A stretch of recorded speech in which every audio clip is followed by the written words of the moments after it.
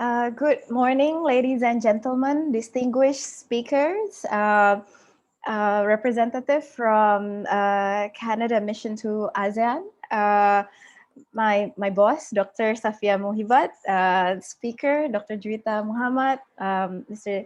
Jonathan Miller, my colleague, Fajar Hirawan, and Rocky Intan.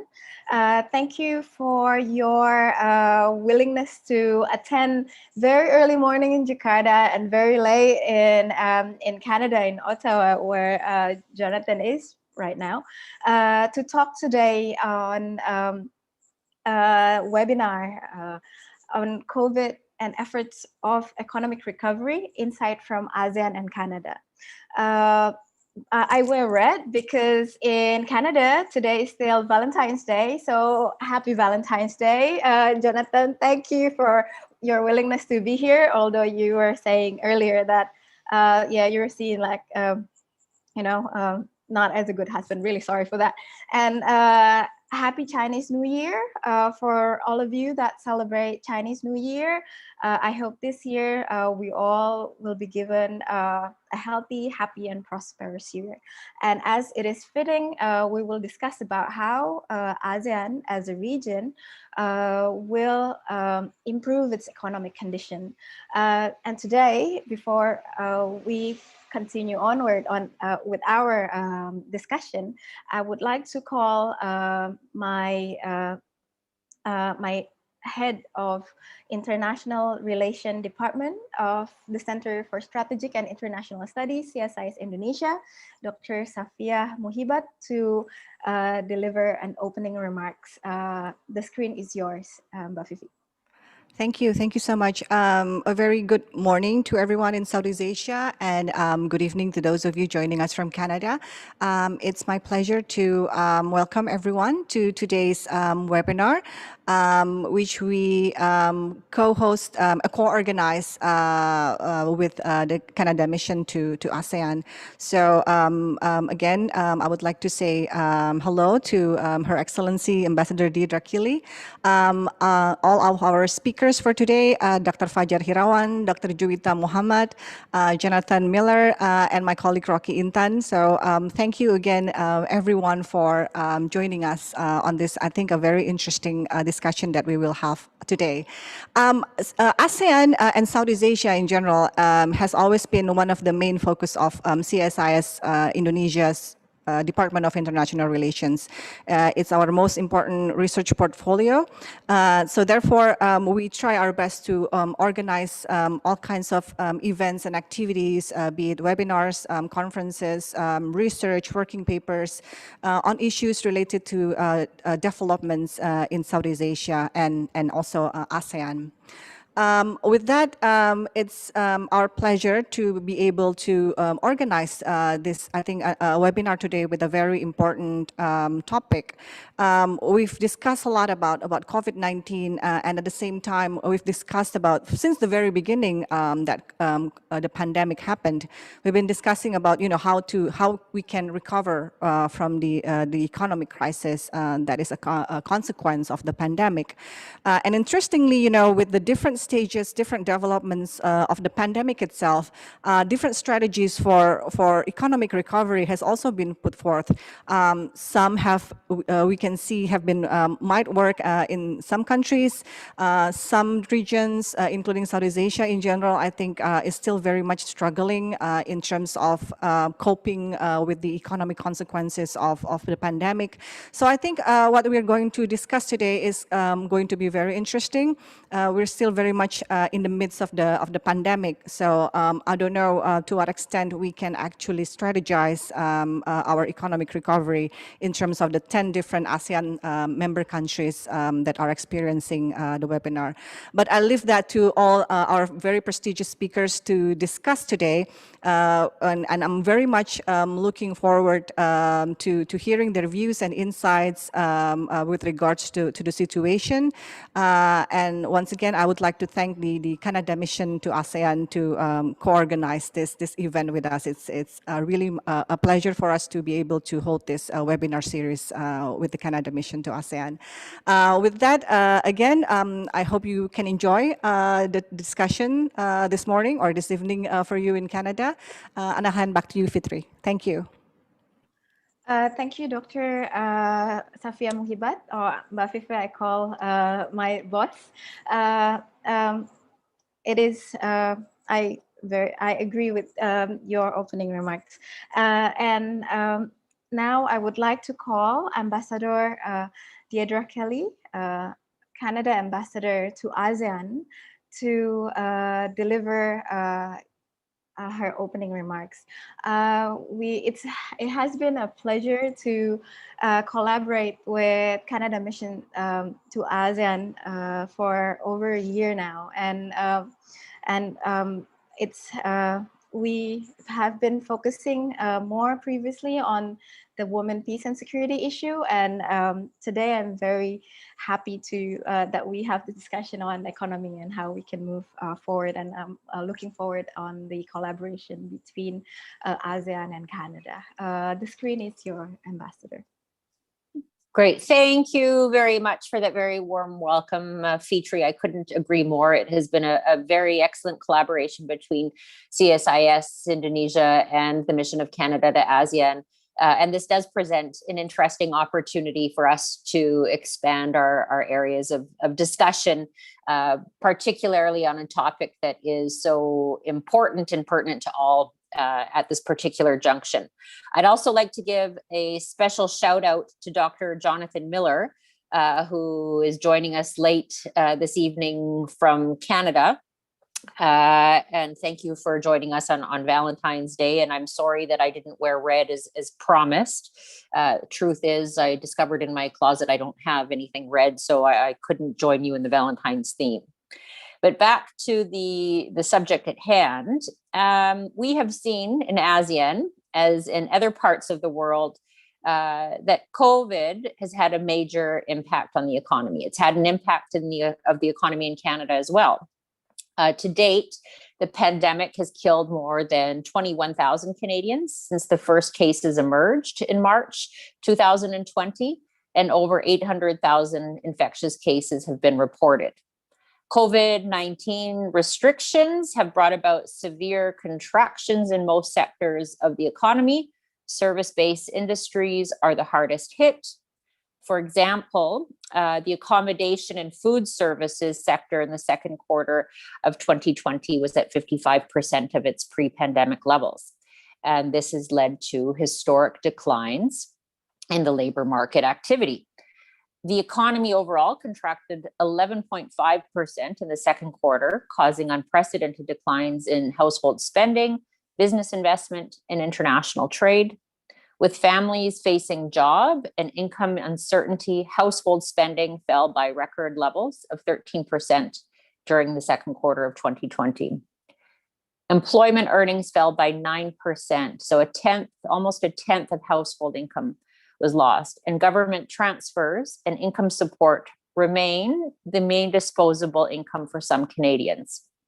In response to the pandemic, the Government of Canada's Fall Statement 2020 announced measures to fight COVID-19 and to support Canadians through the crisis and to rebuild Canada's economy. Total support to date includes $322 billion Canadian in direct measures to help Canadians and $85 billion in tax and duty referrals. It's the largest economic relief package for our country since the Second World War. The most significant new assistance for individuals goes to families that have young children, and the government has provided $2.4 billion to the child care benefit that will help households with children under 6 years old.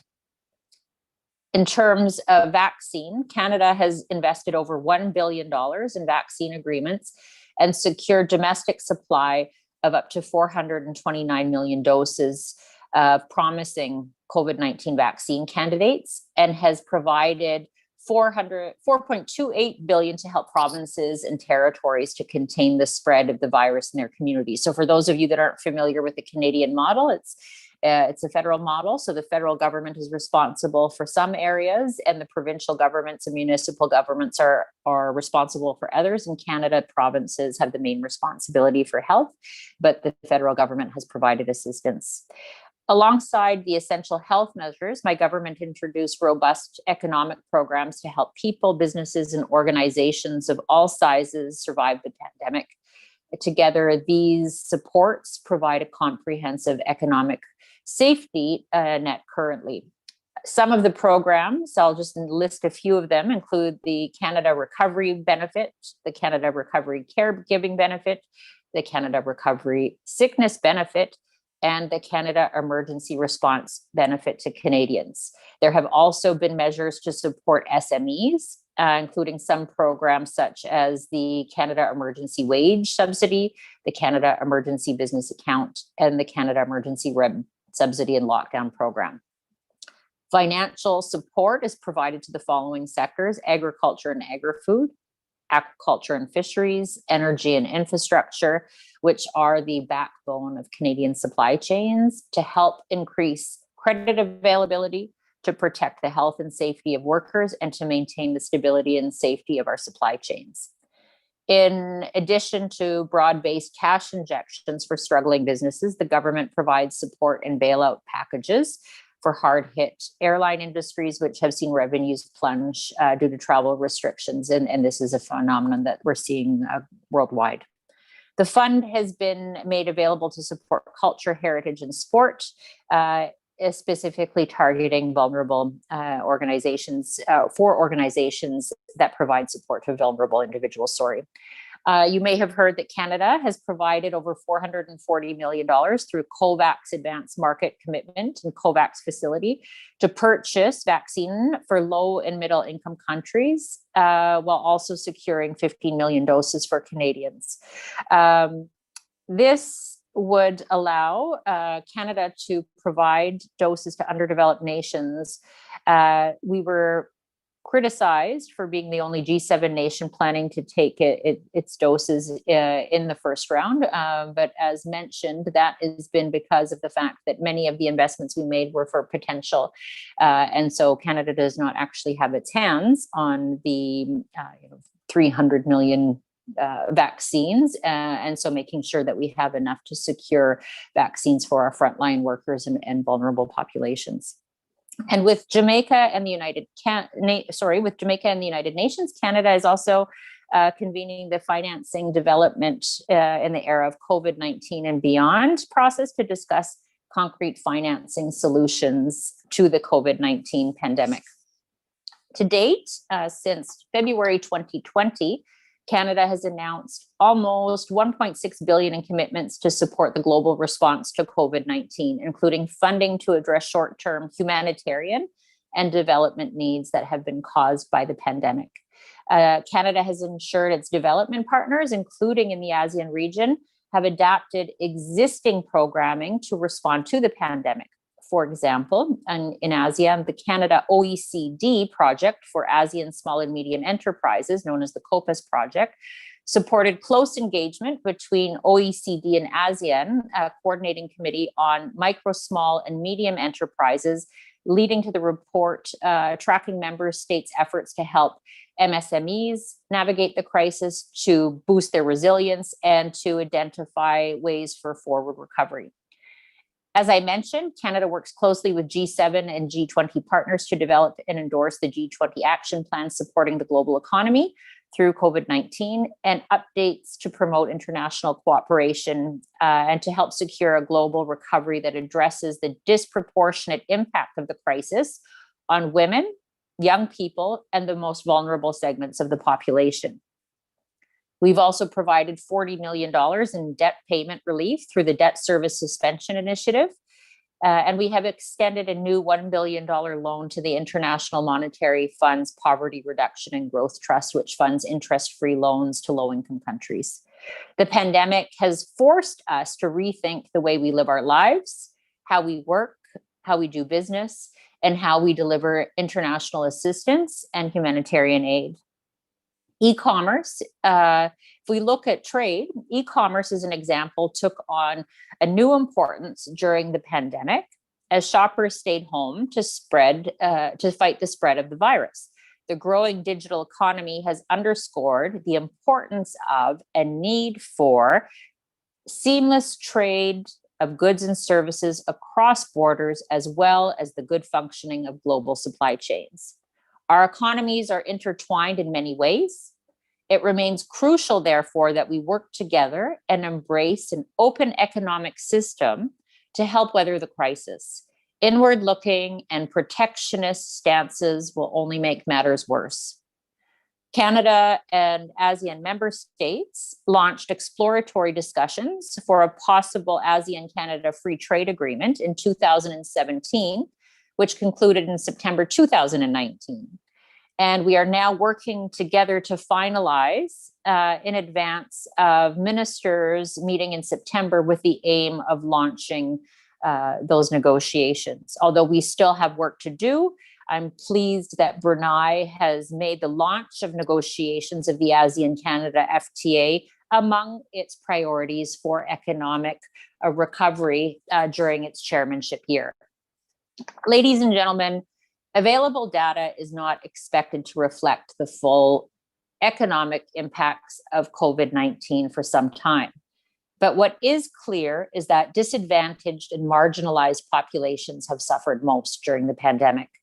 And facilitating economic recovery from the impact of COVID-19 is not easy because many obstacles continue to threaten the global recovery. Notably, the sustainable supply of vaccines worldwide and the risk of new waves of the pandemic or more virulent strains. I strongly believe that actions for economic recovery should be integrated with planning for health recovery. And as a result, there is an urgent need for measures to reduce health inequality as the pandemic continues, and in developing plans for preparedness and responsiveness to future threats. Even if we do manage to get COVID-19 under control, the long-term consequences need to be addressed, including functional impairments in some survivors of COVID-19, mental health effects of the pandemic, negative health effects on other sectors, such as the weakening of food systems and other supply chains. The outlook on business investment remains weak, and trade outlook is mixed, but the road to recovery is encouraging to date thanks to the development of vaccines and the ability of some businesses to reopen.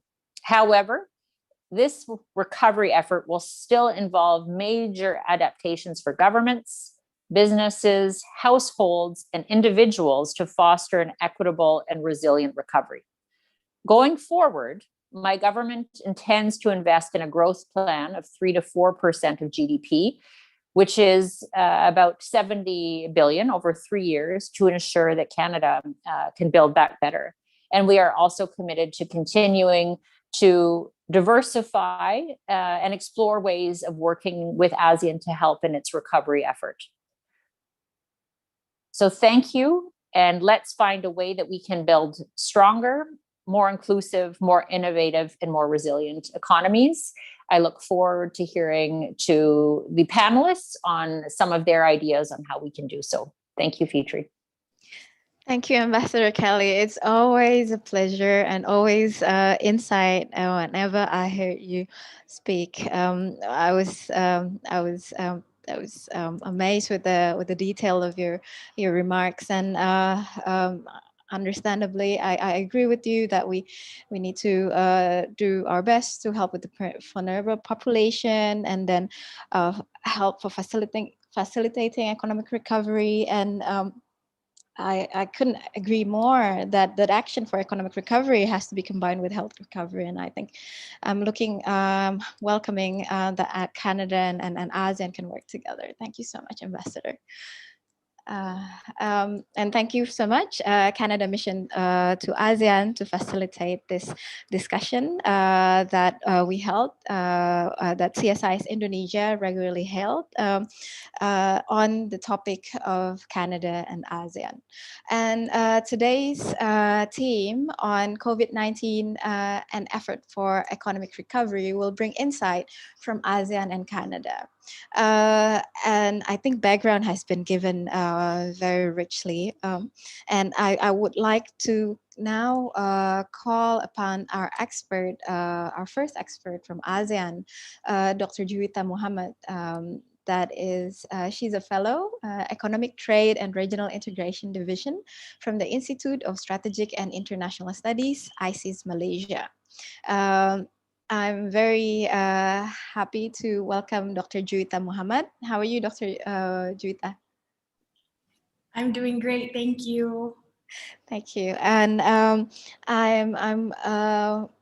although its limitation, like not all ASEAN country has managed the impact of the COVID-19 pandemic, and then there is also different level of countries' economic adaptability, and also we heard the condition internally. There's not all country has coped very well, and I know you don't have to talk for each of the country, but I would like to seek your insight. How do you think ASEAN, with its limitation and ability, of course, deal with this COVID pandemic? In the beginning, I was like giving the idea, or the title of this webinar of like ASEAN and ASEAN Canada post-COVID recovery, and then my boss was like, we're not in post-COVID yet, at least not all countries. So I want to seek your insight. I give you maybe 15, 20 minutes to explain how do you see ASEAN has been, recovering, dealing with COVID, and maybe if you can like give the outlook a little bit, and maybe how we deal with the dialogue partner that we have here, and especially Canada. So with that, the screen is yours, Dr. Juita Mohamad. Terima kasih Bu Fitri. Selamat pagi kepada semua. A very good morning to everyone. Saya berbesar hati kerana diberi ruang untuk berbicara sebagai presenter yang pertama. I'm so honored to be given the space to be the first speaker. Very nervous, but I will try to do my best. So again, good morning, honored guests, speakers, and also colleagues. Today, I will share with you some of Malaysia's experience, first and foremost, in minimizing the negative impacts of the spread of the virus and the multiple partial lockdowns on households, businesses, and also vulnerable groups. Since Malaysia and also Indonesia, Malaysia were part of the APEC community, let me just restructure and reframe my discussion this morning, how members of APEC can work together, and the areas of focus that we can target on moving forward during pandemic and also post-pandemic, in the post-pandemic environment. So looking at Malaysia overall for 2020, the Malaysian economy recorded a negative growth of 5.6%. And obviously this is a significant change comparing to 2019, which saw a positive growth of about 4.3%. So again, this contraction was even higher than projected by the Ministry of Finance last year, which was to be about 4.5%. So just like our neighboring country, Indonesia, this is the biggest observed contraction of the economy after the Asia financial crisis in 1998. So the quarterly GDP data of 2020 suggested that the MCOs, or the Malaysian Movement Control Order, impacted the economy negatively, with the biggest contraction observed in the second quarter of 2020, again with a contraction of about 70% of GDP. So this is then compared to the first quarter, as the MCOs, or the restriction of movements introduced after the initial one was diluted in its form. The contraction lessened to negative 2.6 and 3.4% for the last two quarters in 2020. So the MCOs were very important to eliminate the spread of the virus and to lessen the burden of the healthcare sector. It proved to be successful in the beginning, but until the end of last year, the cases started to increase again, and now reaching more than 3,000 cases per day. So it's not as effective as it used to be due to the diluted form of such measures. So what we found out from our 2020 National Interest Analysis on the impact of COVID-19 on Malaysia's social economy report, it was found that this pandemic had hit those in the vulnerable groups particularly hard in Malaysia, such as youth and women. So I think this is also the same in Canada. So due to the pandemic, unemployed graduates represented about 30% of the overall unemployed or unemployment population. For women, we found that the female labor participation actually fell in the first quarter of 2020 as more women left the workforce. So the female labor force actually shrank by 0.2%, shedding about 13,000 female workers in the first quarter of 2020 compared to that of the previous quarter. So this is again a significant decline in more than 2 decades here in Malaysia. So again, such impacts I feel are also felt by countries in the region, just in different intensities. I'm sure Indonesia is also feeling the negative impacts.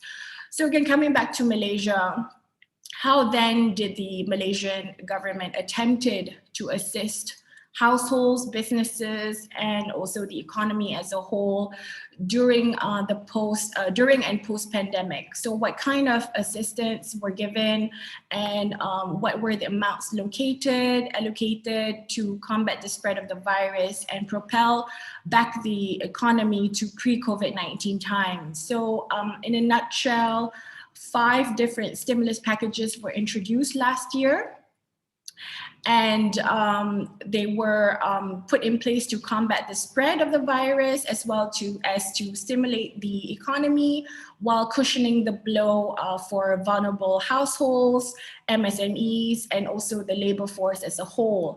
So the first stimulus package was introduced in February last year by the previous government. This again came several weeks before the lockdown. The 4 latter stimulus packages were introduced by the current government, and these 5 stimulus packages amounted to about 305 billion ringgit Malaysia. And again, the main objectives of the stimulus packages, I think it's the same with Canada and also in Indonesia to a certain extent, because it's mainly 3-pronged. The first objective is to preserve the welfare of its people by giving social protection. The second one is to support businesses and MSMEs, and the third one is to strengthen the economy.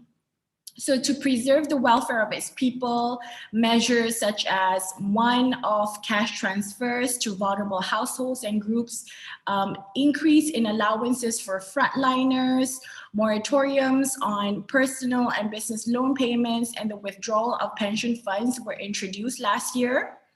Again, to support businesses and MSMEs, moratoriums on business loans were given for 6 months with the option for extension until this year. Additionally, grants were given to provide soft loans and also financing for MSMEs, and wage subsidies were allocated for employers to continue hiring. And other than that, discounts on electricity bills and also free internet service were also introduced. Lastly, to strengthen the economy, existing and new infrastructure projects will continue to take place in this year as well, continuing since last year, again to create jobs and livelihoods for Malaysians in the short run.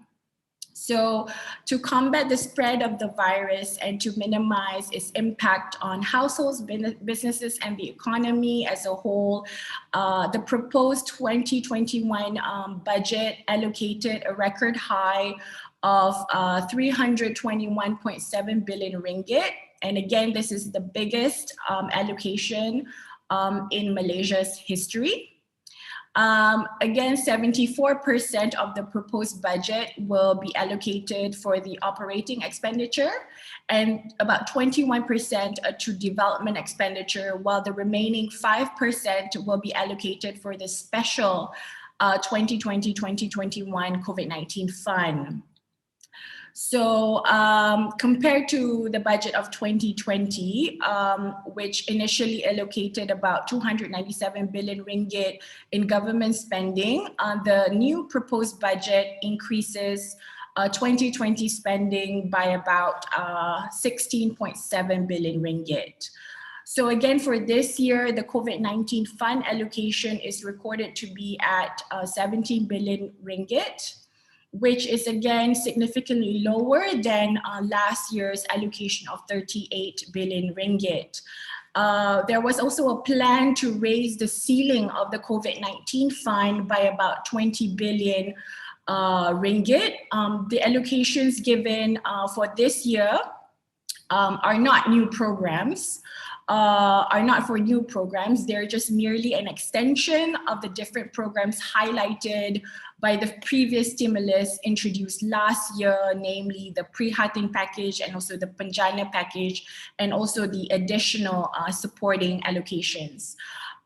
What is different this year, though, is the allocation for vaccines, which reached about 3 billion ringgit. Again, the other measures like the one-time cash transfers for vulnerable households and groups and wage subsidies were also given to incentivize employers to keep their workers, continue to be the key tools in assisting the households and workers during these trying times. In times again of uncertainty and profound challenges brought by COVID-19, let's take a look at APAC as a whole. To no one's surprise, yet to everyone's dismay, the ongoing COVID-19 pandemic is causing a deeper contraction to the region's economy. On the ground, we see that people's mobility is restricted within and beyond the borders. This has again negatively impacted economic activities domestically and internationally. We saw that last year, the region's value of trade in goods actually dropped by 5.8% for exports and 4.1% for imports. And again, unfortunately, the FDI data would have the same concerning trend, with inflows to the APAC region expected to go down significantly last year. Again, such trends would lead to the contraction of economic activities, which will impact employment for those in the formal and informal sectors negatively with different intensities. So as a member of APAC, Malaysia, Canada, and also Indonesia, with the vision of Putrajaya put in place, as APAC members, we're committed to focus especially on, or we have been called to focus on 3 different areas for the development of our countries post-pandemic. So again, this will be very much,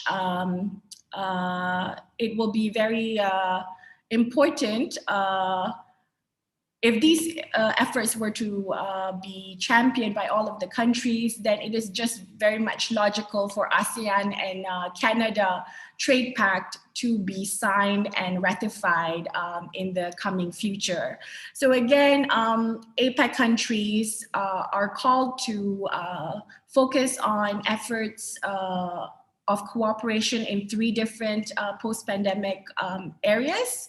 So first would be on the need for rule-based international order to further the activities of further cooperation and regional integration. So it is important that the commitments of trade liberalization be strengthened in the region through newly established and existing free trade agreements. We are very happy with the signing of the Rcep last year. It was a strong signal by member countries that they will pursue their commitments toward further regional integration and trade reforms in the Asia-Pacific region. And with the ASEAN and Canada Free Trade Agreement being negotiated, this will again offset the inward-looking policies adopted by certain countries in the region in the midst of curbing the spread of the virus. Additionally, with intensified trade activities, the issues of food security can be resolved together during emergency times beyond the lowering of tariffs and non-tariff measures. So secondly, the effort should be focused on the growth of the digital economy to promote inclusiveness during and also post-pandemic. So in Malaysia, digital trade as a whole has been a boon for businesses, especially for MSMEs. In our budget for this year, there were large allocations given toward promoting digitalization and automation across different sectors for MSMEs. Under the digital adoption objective, there was an allocation of 150 million ringgit in grants with relaxed conditions for MSMEs and also startups. Again, an additional 150 million ringgit was also distributed to encourage adoption of e-commerce in SMEs through training, sales assistance, and also digital equipment renewal or upgrade. And in terms of automation and upskilling alone, 230 million ringgit was also allocated to financing MSMEs, especially for working capital and upgrading of automation systems. So again, this is very important. This allocation is important of seeing that about 99% of our business establishments are actually made up of MSMEs alone. So given the nature of our MSME community and its challenges in securing financing, especially during the pandemic, for digital upgrading and adoption, the allocation is very much in line with the growing importance of digital economy, not just in Malaysia, but also in the region as a whole.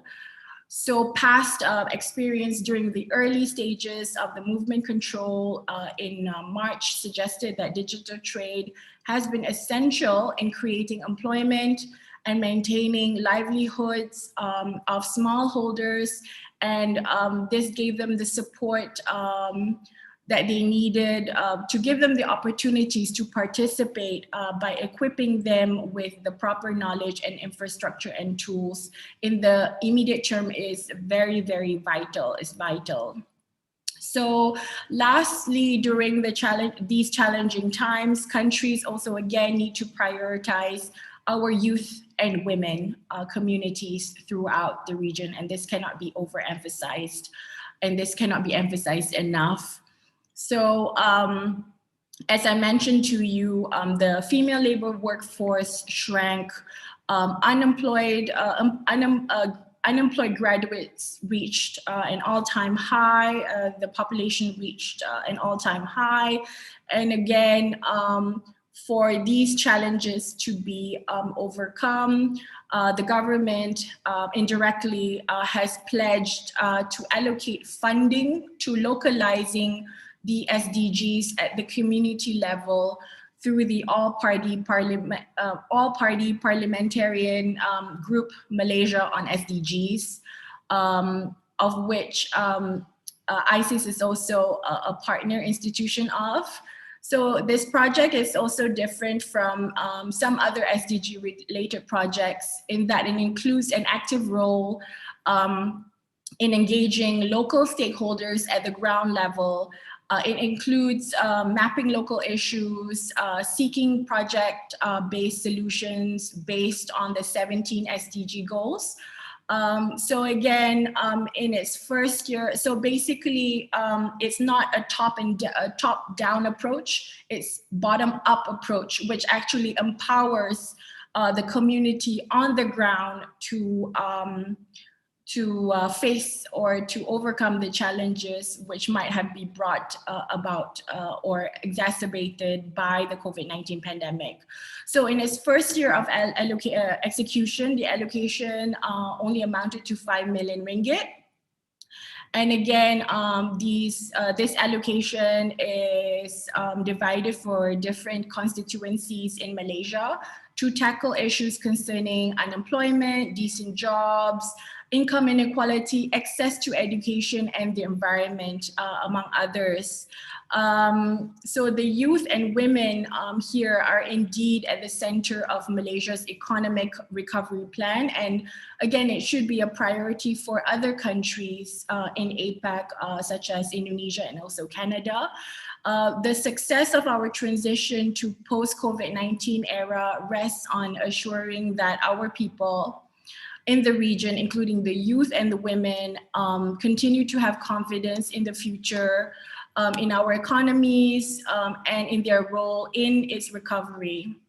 So again, to further strengthen themselves, this year's budget has also introduced an allocation for TVET programs amounting to about 6 billion ringgit. And even though this is a significant amount allocated, but the concern is there about the quality of the TVET programs themselves, which was not actually highlighted in the budget. So again, that is all from me, and I hope that we can have a further discussion later on. Thank you. Thank you, Dr. Juita Mohamad. It's really a very good insight to learn how the Malaysia experience and learning on a stimulus package and how it has been, I think, quite successful, if I could say, in its attempt to address the issues. And I also note that you call for the cooperation in the economic recovery through APEC, where Indonesia, Malaysia, and Canada are also a member, and with deeper cooperation and intensifies cooperation to tackle the slowing down of economy.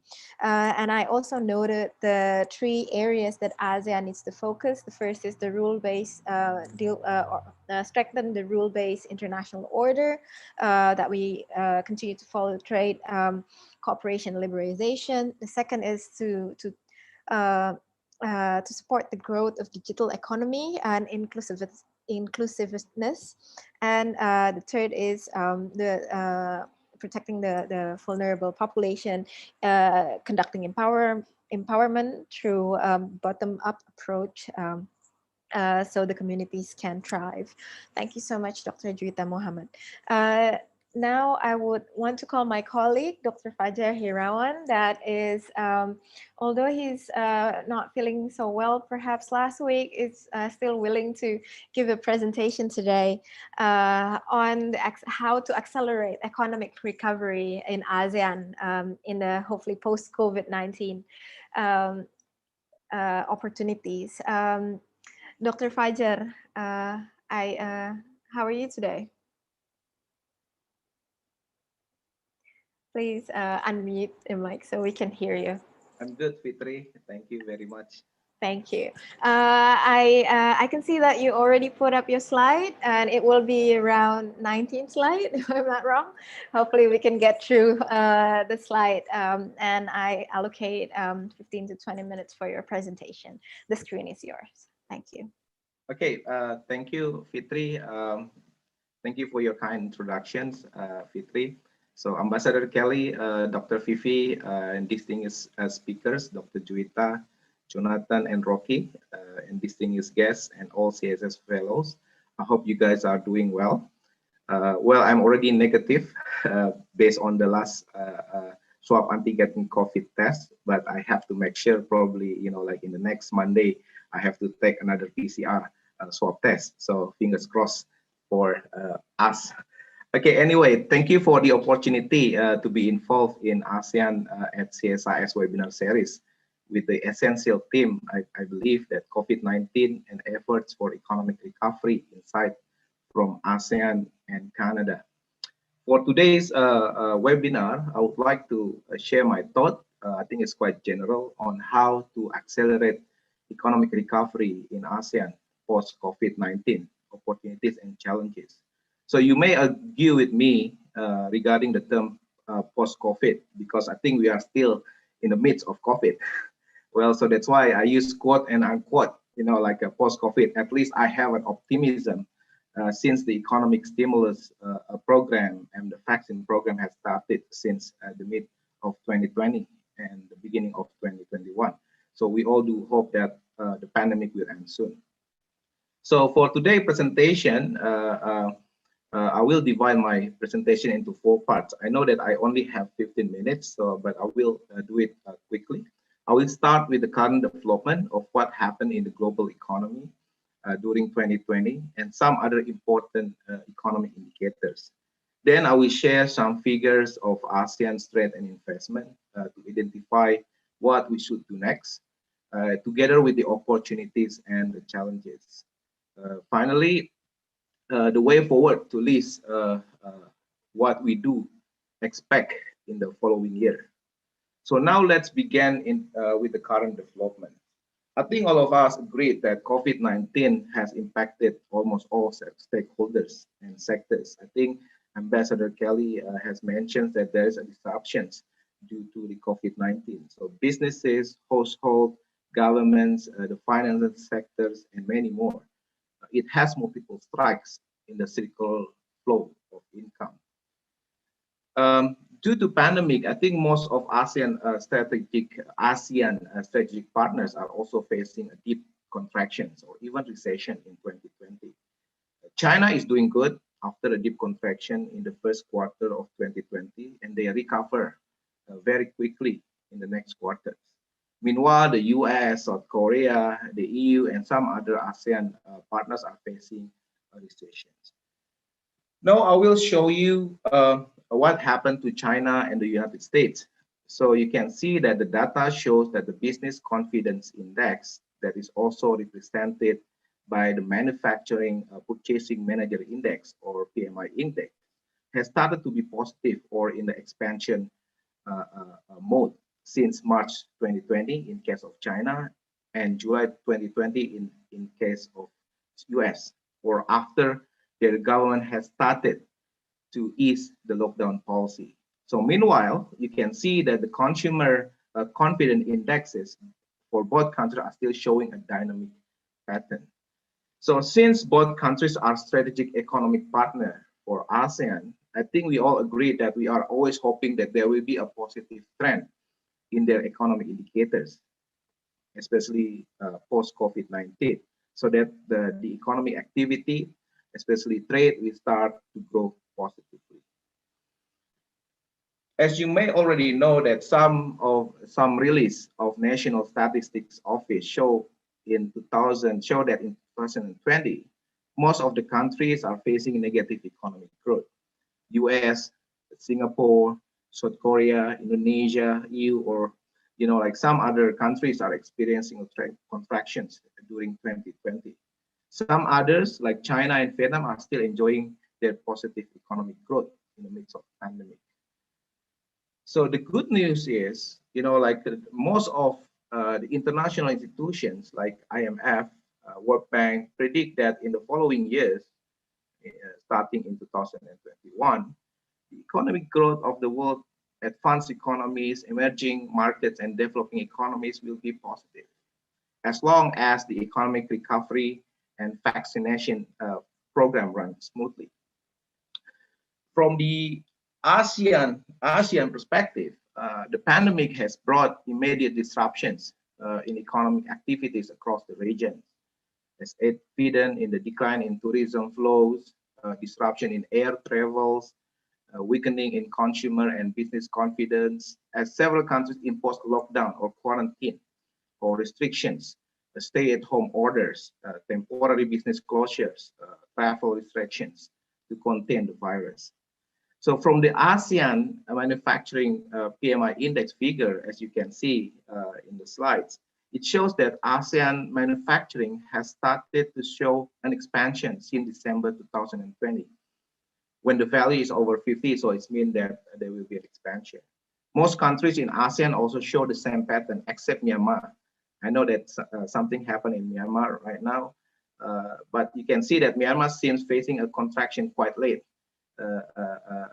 compared to other countries in ASEAN. Now we move on to identify ASEAN and its partner regarding trade and investment activity. So as you can see here from the table, that the value of trading activity between ASEAN and the global world is approaching $3 trillion or $3,000 billion. The flow of trade within ASEAN member countries and or intra-regional trade market share, I can say that it's maintained by over 20%. And it was followed by ASEAN China, ASEAN US. And so this is why in the previous sections, I try to focus on China and the US, because I think both countries are strategic trading partner for ASEAN. From the investment perspective, you may see that US, Japan, and the EU are top investors in ASEAN. The intra-ASEAN investment is also quite significant, hovering around 14 to 18% since 2013. There is still room for improvement, I can say, especially in post-pandemic, after this COVID-19 pandemic, to improve the ASEAN investment performance. And ASEAN may attract other countries like Canada. So because I think we are hosting the webinar with Canada, so it means that I believe that there is still a room of improvement. Even in 2019, the investment coming from Canada is over or higher than South Korea. You can see that, even though it's still around, a single-digit percent.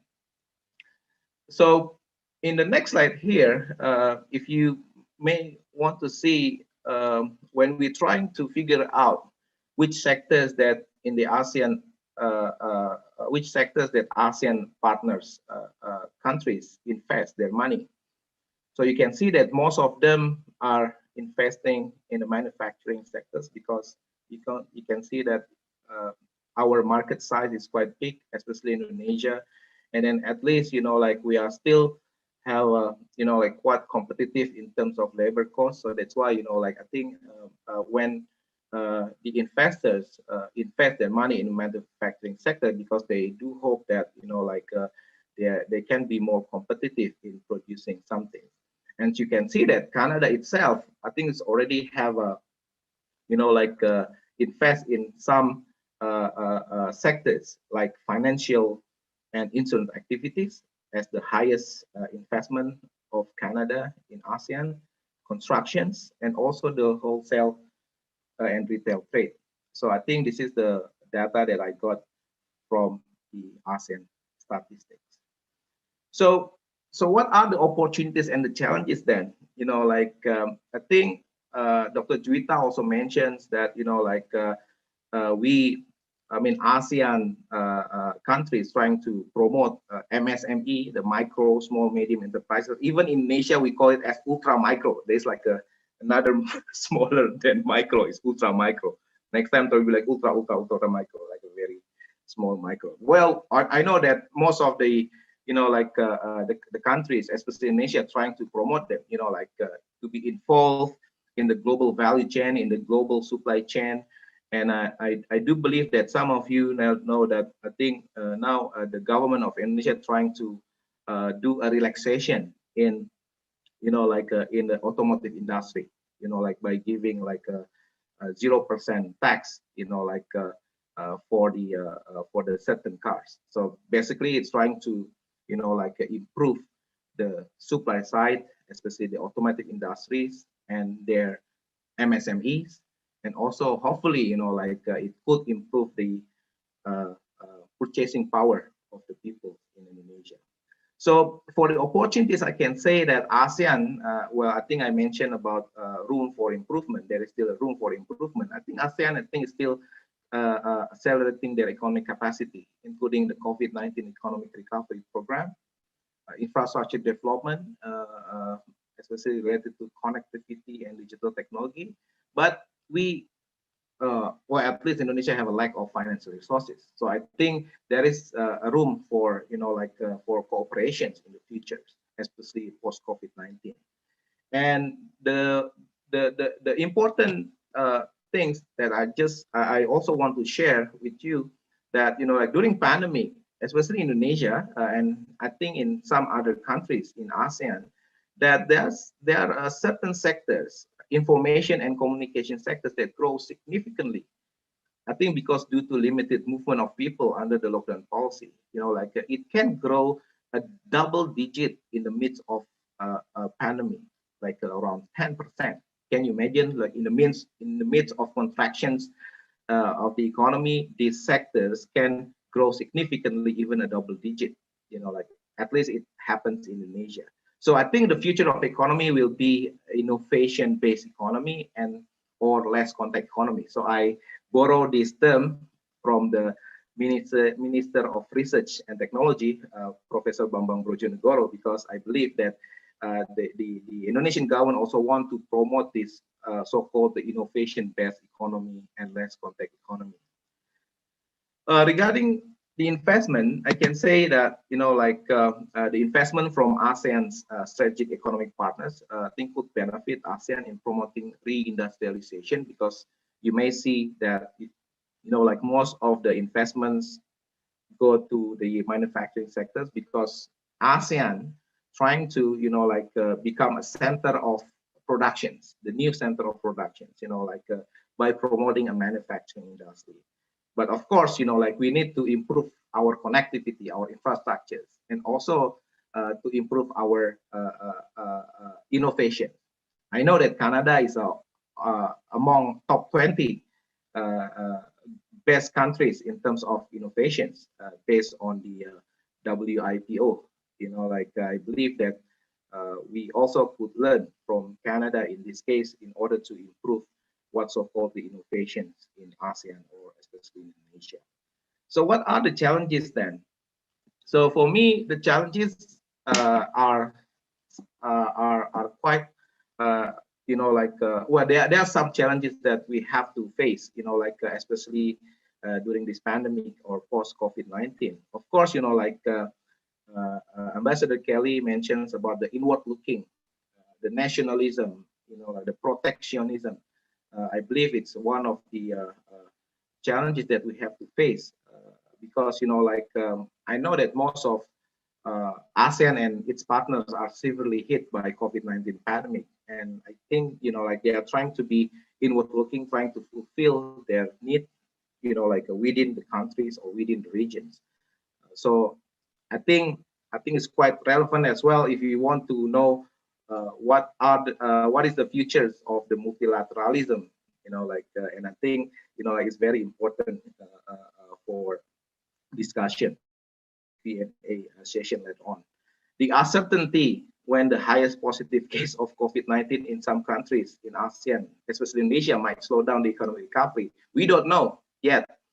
And some of other ASEAN countries are facing the second wave. Even we haven't, declared that we already passed the first wave. So meanwhile, other countries already declared that they already in the second or the third wave. And the third challenge is, I think, the priority, the development priority in ASEAN might shift or change post COVID-19. Like I told you before, like the digitalization, the digital economy, how to improve the innovations and the infrastructure development, I think is the most important priorities that have to be considered, especially the inclusiveness that mentioned by Dr. Juita and Ambassador Kelly, and more innovative things that we have to focus on. For the last slides, just want to show you, I think this is what we all expect in the future, especially post COVID-19. In the global context, we do hope that China, US, and other big countries or regions are growing positively. So basically, it could have a good impact for ASEAN, in the future. And then number two, I think, we do hope that there will be a positive trend in commodity price index and trade value, because I believe that, ASEAN, especially Indonesia, still rely on the primary sectors export, like primary sectors product export. So I believe that, we do hope that the price of the commodity price will be better in the future.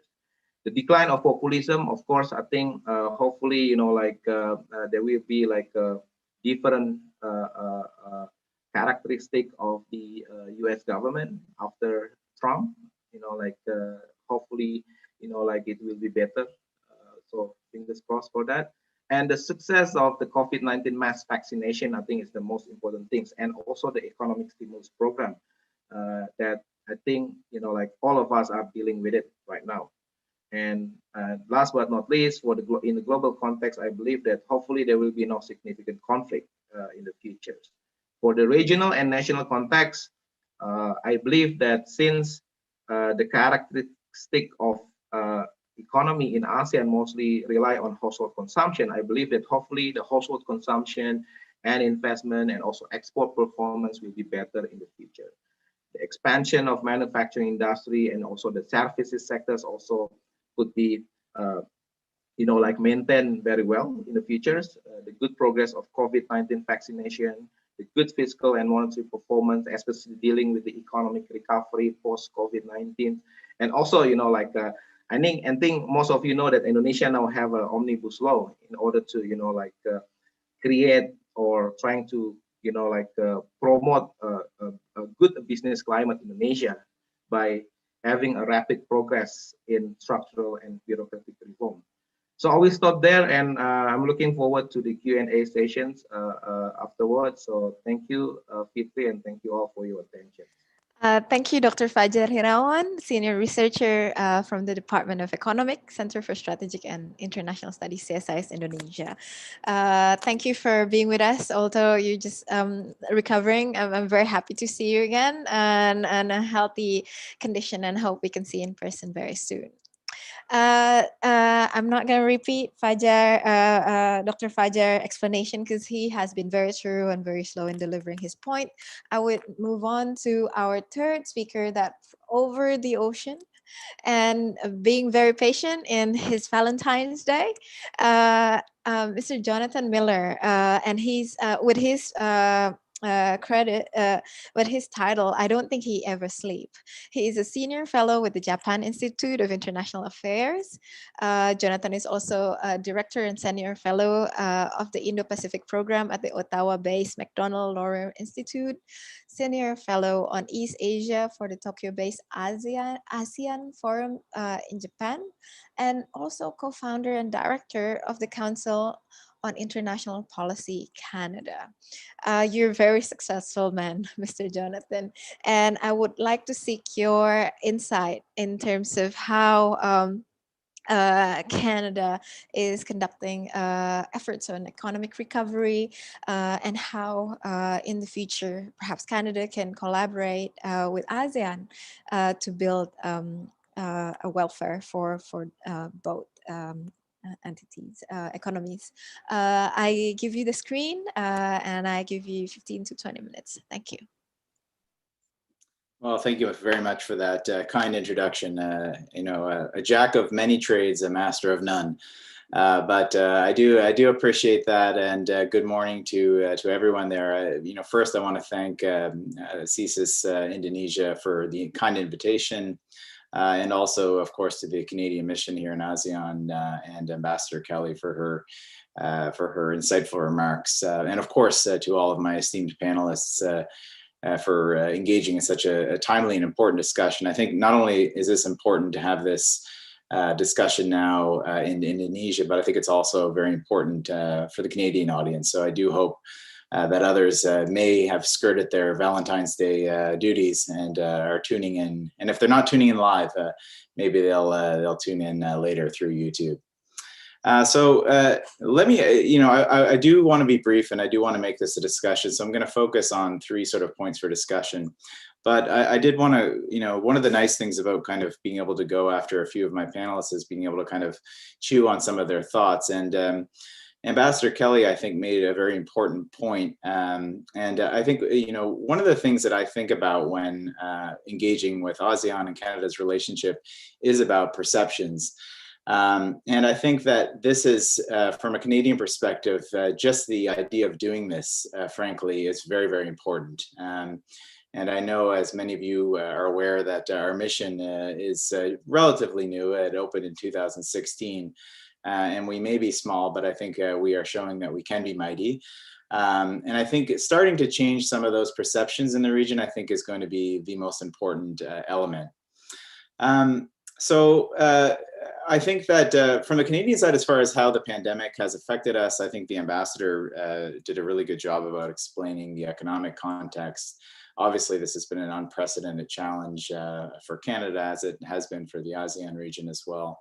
So I don't want to necessarily belabor on that point, but I do want to talk a little bit about the international and geopolitical sort of context for the pandemic, and then sort of go into more specifically the relationship with ASEAN.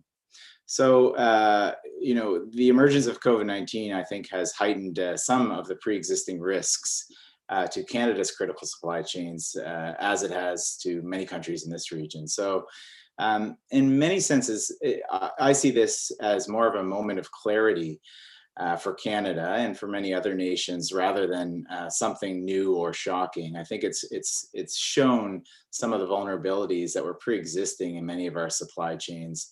And I think it makes us need to go back to the strategy board and realize how we can shore up those supply chains and who are the partners that we should be working with more and more. And this sort of brings me to my first point. So again, the 3 points I want to focus on, and I will get to the economic side as well. I'm not an economist by trade, so I won't be as as intricate as some of my former panelists. But the first overarching point that I think is important to make is, how does Canada strategize this region? Because I think this fits in very, very important to the other discussions about a Canada-ASEAN FTA, the CPTPP, and where that's going. So I think this first fundamental point about how does Canada look at this region, and why is that thinking changing? And I think, as we've talked a little bit about the pandemic, it has sort of accelerated a number of geopolitical risks. It's clearly accelerated a lot of economic risks in a number of countries. But I think it's, in many senses, it hasn't changed the raison d'etre or the need for Canada to have a strategy with regards to ASEAN and a strategy with regards to the Indo-Pacific region. But I think it has reinforced that. So it hasn't created that need, but it's reinforced the need to develop such a strategy. And as many of you are, I'm sure, aware, several countries around the world have been developing regional strategies for the Asia-Pacific, Indo-Pacific. They come out with different contours, different colors, different names, but I think they reinforce a general point that everyone's understanding that the center of geoeconomic and geostrategic gravity in the coming years will be in this region. And the reason I want to kind of make this point at the beginning is that I think that there may be, and I've seen some of this discussion back home in Canada, some concerns that Canada developing a strategy for the region. What does this mean for ASEAN, for example? Is this strategy more of a sort of a punitive measure as a result of our tensions with our relationship with China, which many other countries around the world are having? And my sort of short answer to sort of soothe those or assuage those concerns is that absolutely we do have tensions in our relationship with China, as do many other countries around the world, but that does not define the purpose for us engaging in this region.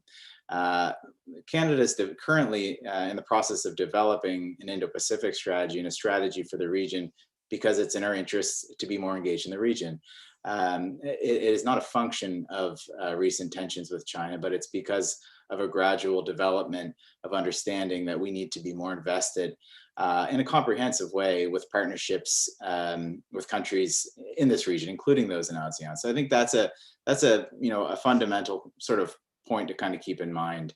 And the second thing is, as this strategy evolves and is eventually released, is that the way ASEAN, I think, will be very central to the way that Canada thinks about this region. It may be framed as an Indo-Pacific strategy, but I think that you'll see some of the multilateral architecture. Some of it's been mentioned already before. Canada is a founding member of APEC. We're a founding member of the Asian Development Bank, and we're also a dialogue partner, obviously, in ASEAN. I think we'd like to be more involved in some of that multilateral architecture, such as the East Asia Summit and also the ADMM Plus. But this area of the world will be the locus of the way that we engage with this region. And I think we share the pillars of what that strategy will be focused on will be much of what's already been discussed by other panelists: support for a rules-based order, premised on adherence to international law, peaceful settlement of disputes, and open and transparent trade, investment, and infrastructure in the region. So I think that's an important kind of overarching point that keep a watch for this space, that Canada will be. We may not be the first country to have developed a strategy. We're a bit of a latecomer on it, but we will be developing a strategic approach for how we engage with this region, which has not been an easy process. And it's important to remember that ASEAN is a very, very significant part of this strategy. So with that being said, I'd like to kind of move on a little bit and talk about the economic prospects in the relationship. And I'm going to sort of divide this. I know one of my panelists afterwards is going to talk a little bit more about the Regional Comprehensive Economic Partnership, which I think is another really important development in the emerging trade architecture in the region. But I'd like to focus my remarks on sort of two fronts. First is the CPTPP, and the second one would be the ASEAN-Canada FTA possibility. So with regard to the CPTPP, I think it's obviously a very significant accomplishment in many ways for the Canadian side and for all of the members to have ratified this agreement. But what I caution folks back home on when talking about the CPTPP is that we should not feel that this is sort of mission accomplished. It's very, very good news, especially for a country like Canada, frankly, who does not have the FTA coverage of other countries. So, as Fitri kindly introduced in my bio, I spend a lot of my time in usual circumstances in Japan. And Japan is an interesting model for FTAs in the region. I mean, they have this whole spaghetti network of bilateral FTAs, multilateral FTAs. They're now member of Rcep in addition to CPTPP. So Canada, obviously, we don't have that sort of that network or that experience of FTAs. We have very few, unfortunately, at the bilateral sense in the region. So the CPTPP is very, very important for us. But I think any trade agreement is only as good as you implement it. So we need to be working very closely with the private sector and engaging our businesses, obviously, who are working in these regions to ensure that they get the best of the comparative advantage of the CPTPP.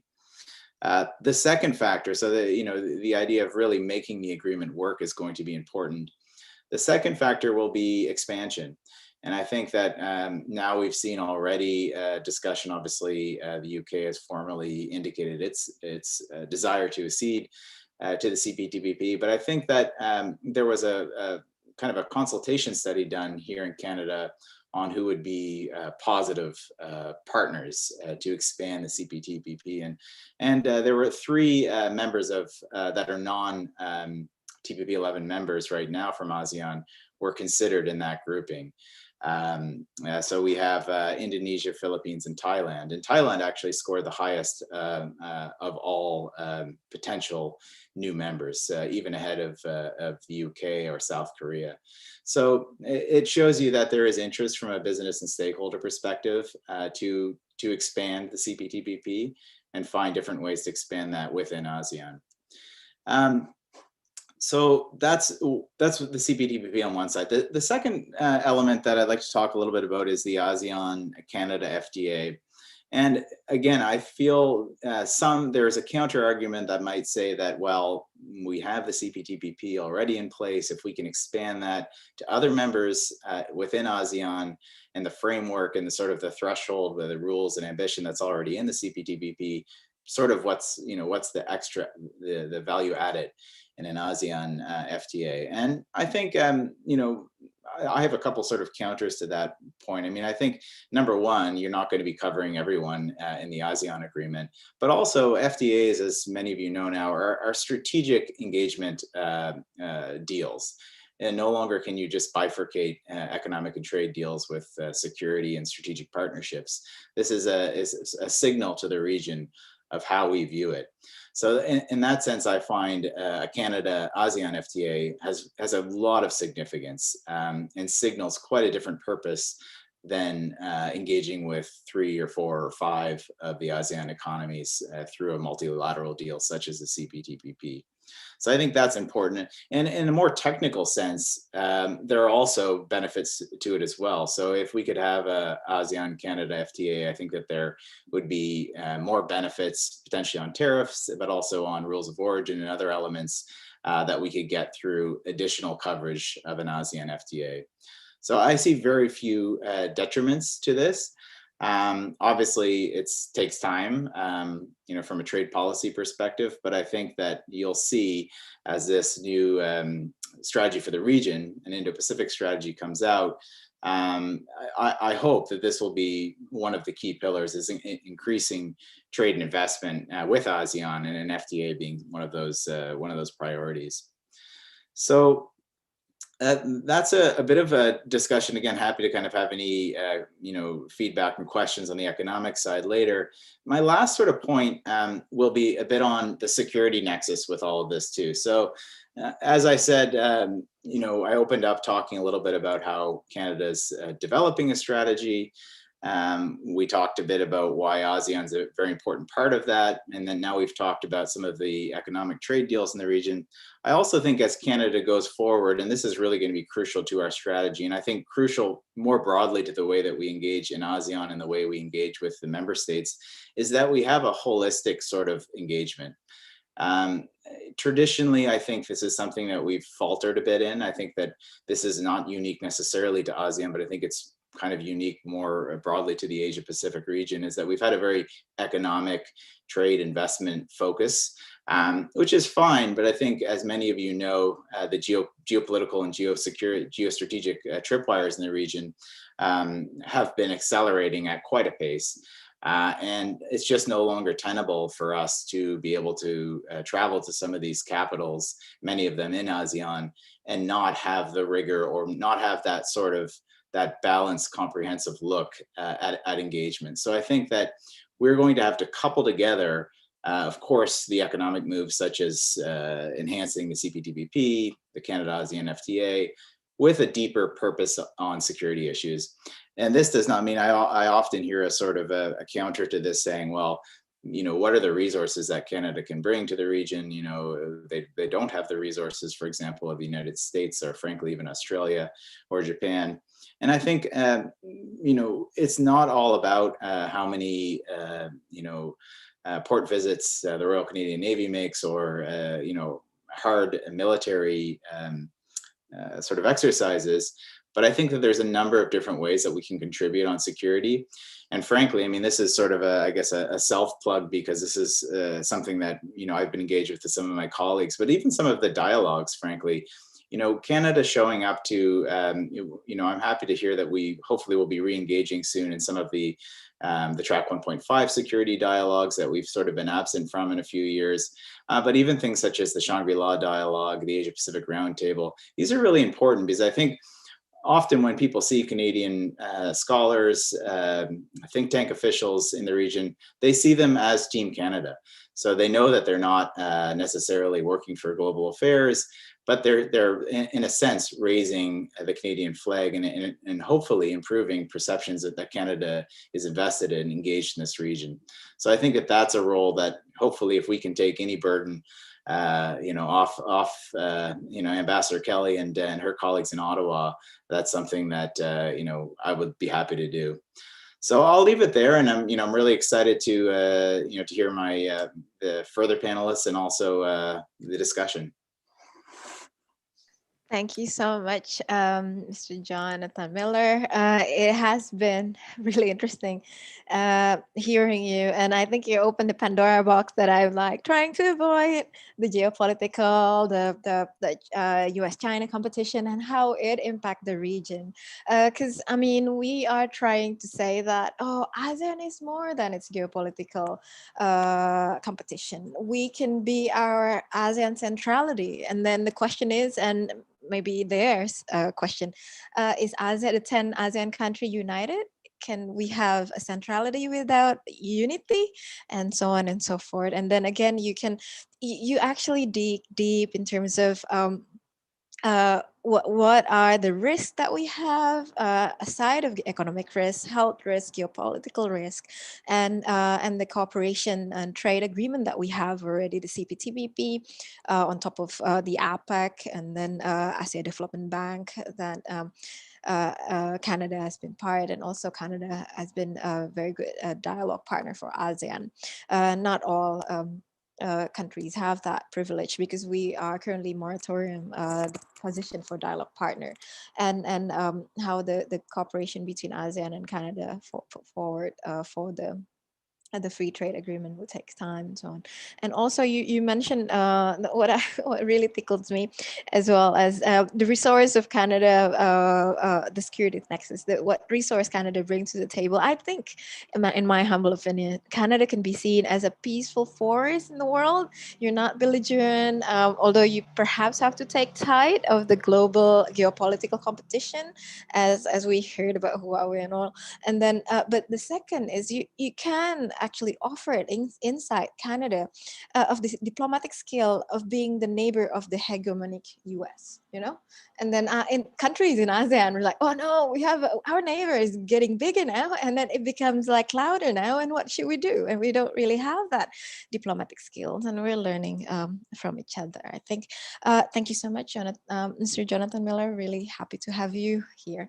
Thank you. Now I would like to call my colleague, researcher from Department of International Relations, Mr. Rocky Intan. I hope he's here, and then he would enlighten us of the recent RCEP, Regional Comprehensive Economic Partnership. Rocky Intan, the screen is yours. Thank you, Fitri, Ambassador Kelly, my fellow colleagues at CSIS, and also my esteemed panelists. Thank you today for the opportunity. I have the pleasure to be the last speaker, and I just realized that I am the only speaker here who is not a doctor, so please cut me some slack. I will now share my screen.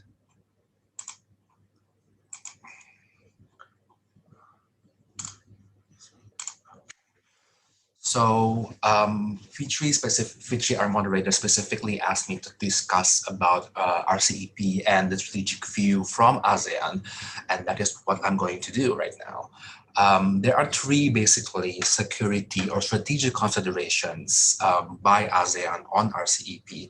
The first one is whether it advocates for the centrality of ASEAN, and the second one is whether it advocates for key bilateral relationships between ASEAN member countries and its partners, dialogue partners or not. And third, whether it diversifies ASEAN relations, the relationships of member states of ASEAN with its bilateral partners. So, because the topic of today's discussion is support to the recovery, it first needs to be said that FTAs like RCEP provides a platform to enable that recovery to liberalization, reduction of policy uncertainty, rulemaking, and formation of trade coalition. It does not provide direct support such as fiscal support or monetary support as other toolbox that we have in supporting the recovery.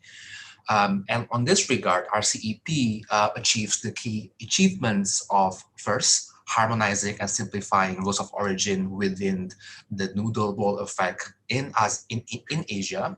It also achieves significant liberalization, although significantly less than CPTPP. It managed to achieve zero tariffs for 91% of tariff lines between member states of RCEP.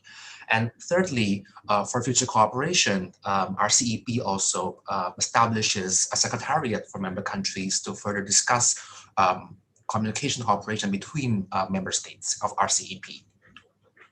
So these are basically the overview of potential benefits of RCEP and CPTPP that we have right now. As we can see, because RCEP is between member countries who have not FTAs before, the gains are significantly larger. And most of these gains came from the fact that China, Japan, and Korea did not have any FTA before RCEP. And this is also an overview of what is currently the trade picture in the Pacific, although as we know, two countries have been missing in the picture since this picture was made. We no longer have India in RCEP, and we no longer have the US in TPP, which is now called CPTPP.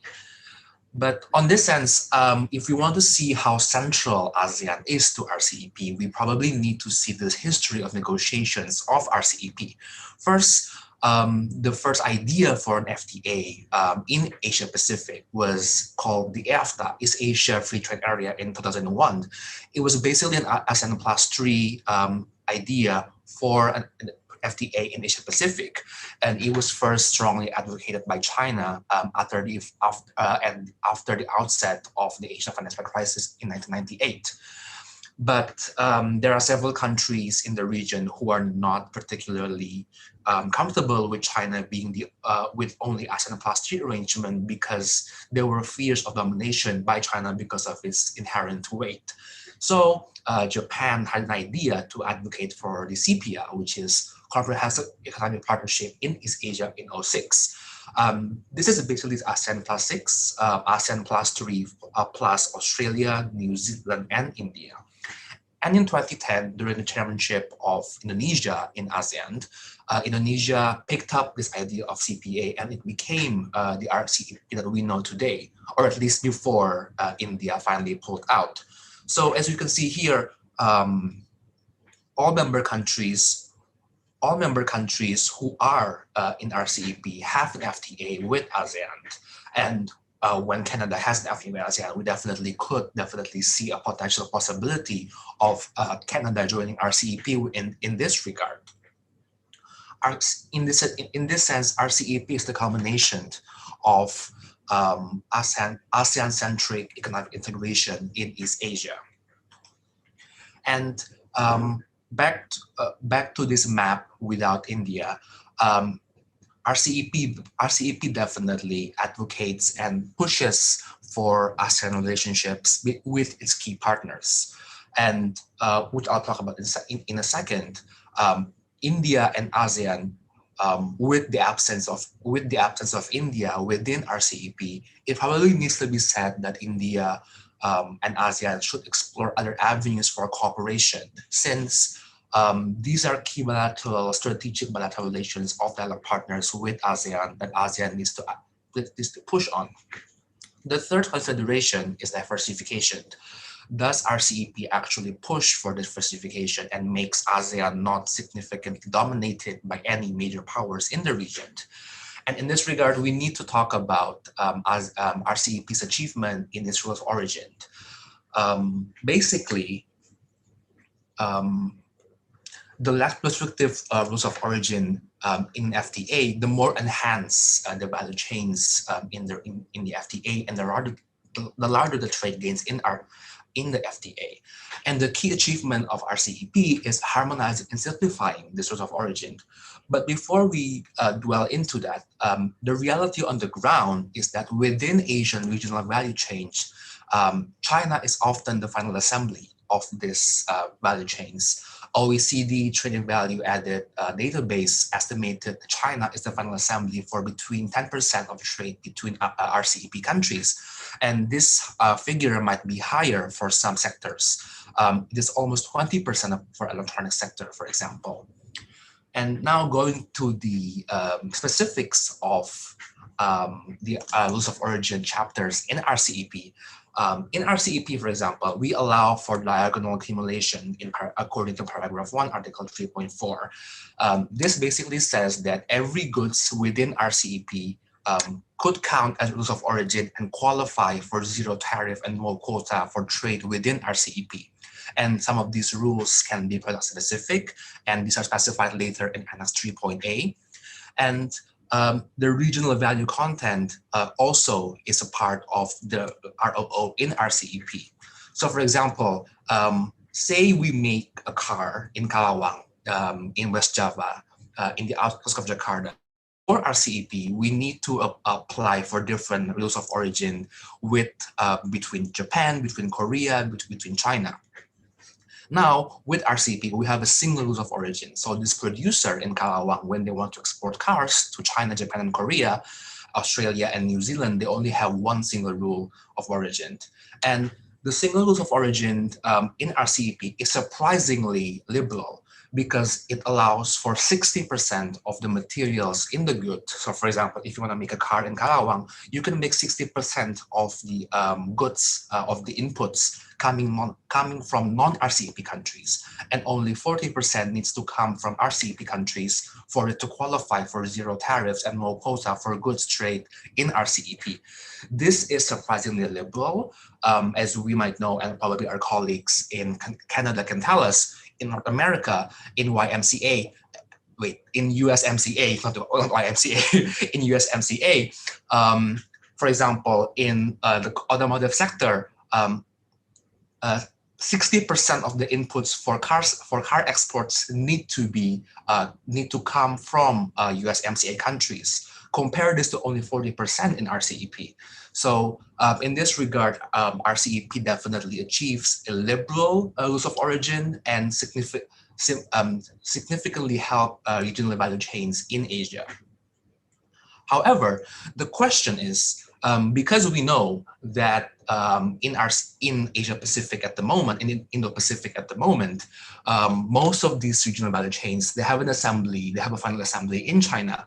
Will this actually entrench or erode China's dominance in the final assembly of production value chains in Asia?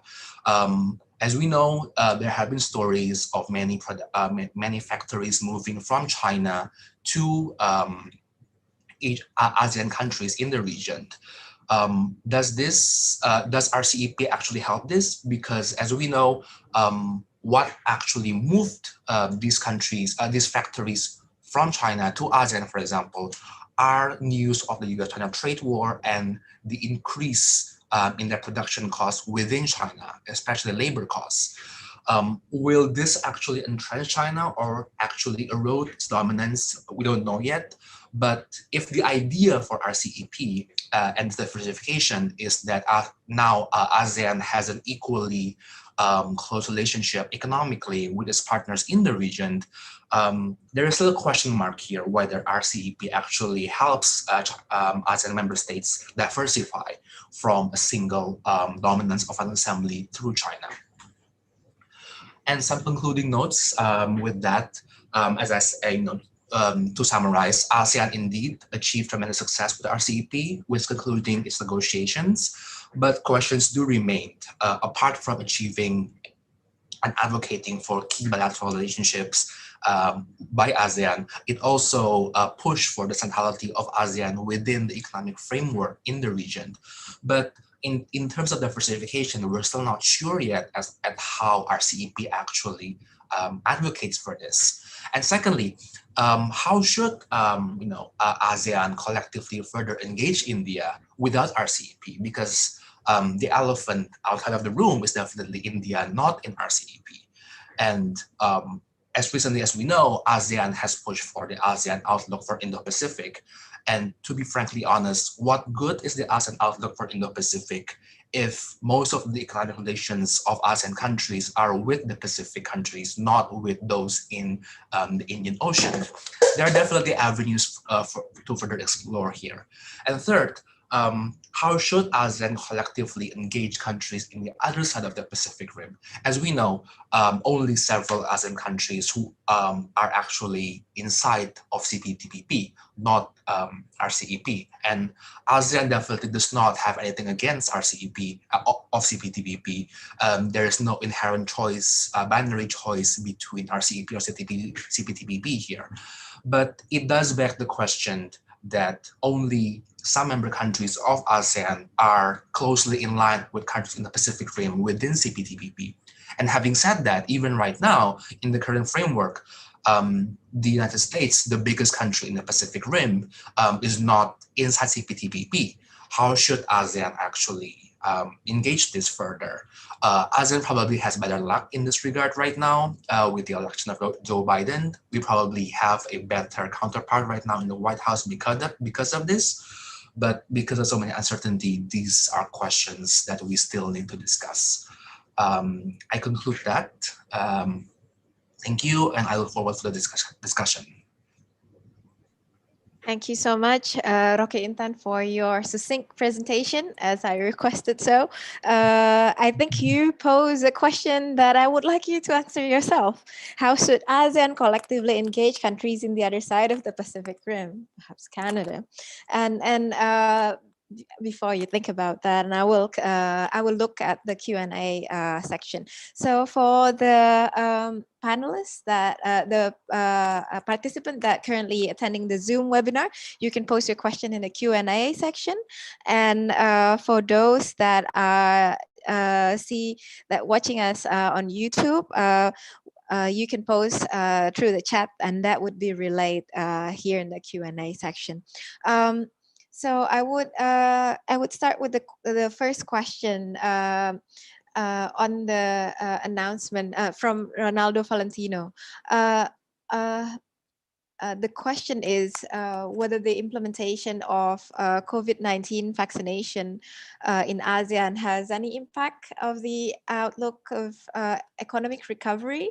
I will give this a free flow for any panelists here that knows the status of vaccination. From my limited knowledge is that not all country has rolled its vaccination, and if they have, they do it in a very particular and very small number, as not all countries have managed to secure the vaccine. But I will convey this to our panelists today.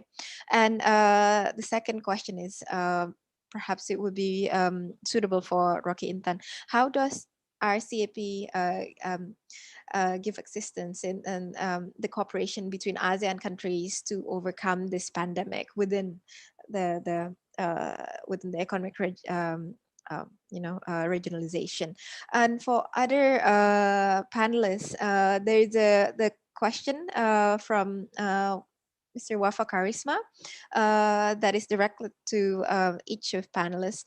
Dr. Juita, what sort of arrangement that you think is suitable to boost the recovery that is available to pursue economic recovery under APEC? Or we see what is better maybe to pursue bilateral regional arrangement rather than ASEAN level, because as I in the introduction I mentioned that the ASEAN has 10 countries and not all countries have the same economic capacity. economic capacity and perhaps lacking financial resources as well. How do we address this? And to Dr. Fajar Hirawan, is there any trend that you can say that countries in Southeast Asia will seek to further intensify ASEAN economic relation among one another, or they would like seek external ASEAN relation? And the second question for Dr. Hirawan is whether you see the feature you mentioned, Dr. Hirawan, that rely on the innovative technology sector that is growing. Does it mean that this would further the risk and vulnerability in those that say in informal sector?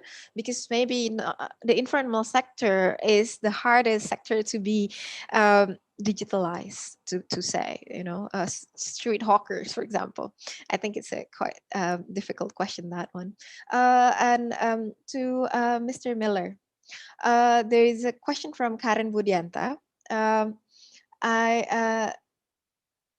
You mentioned a lot regarding geopolitical risk, and I'm curious in Canada effort in managing such risk, especially when you say that Asia is the new economic center of gravity of the world.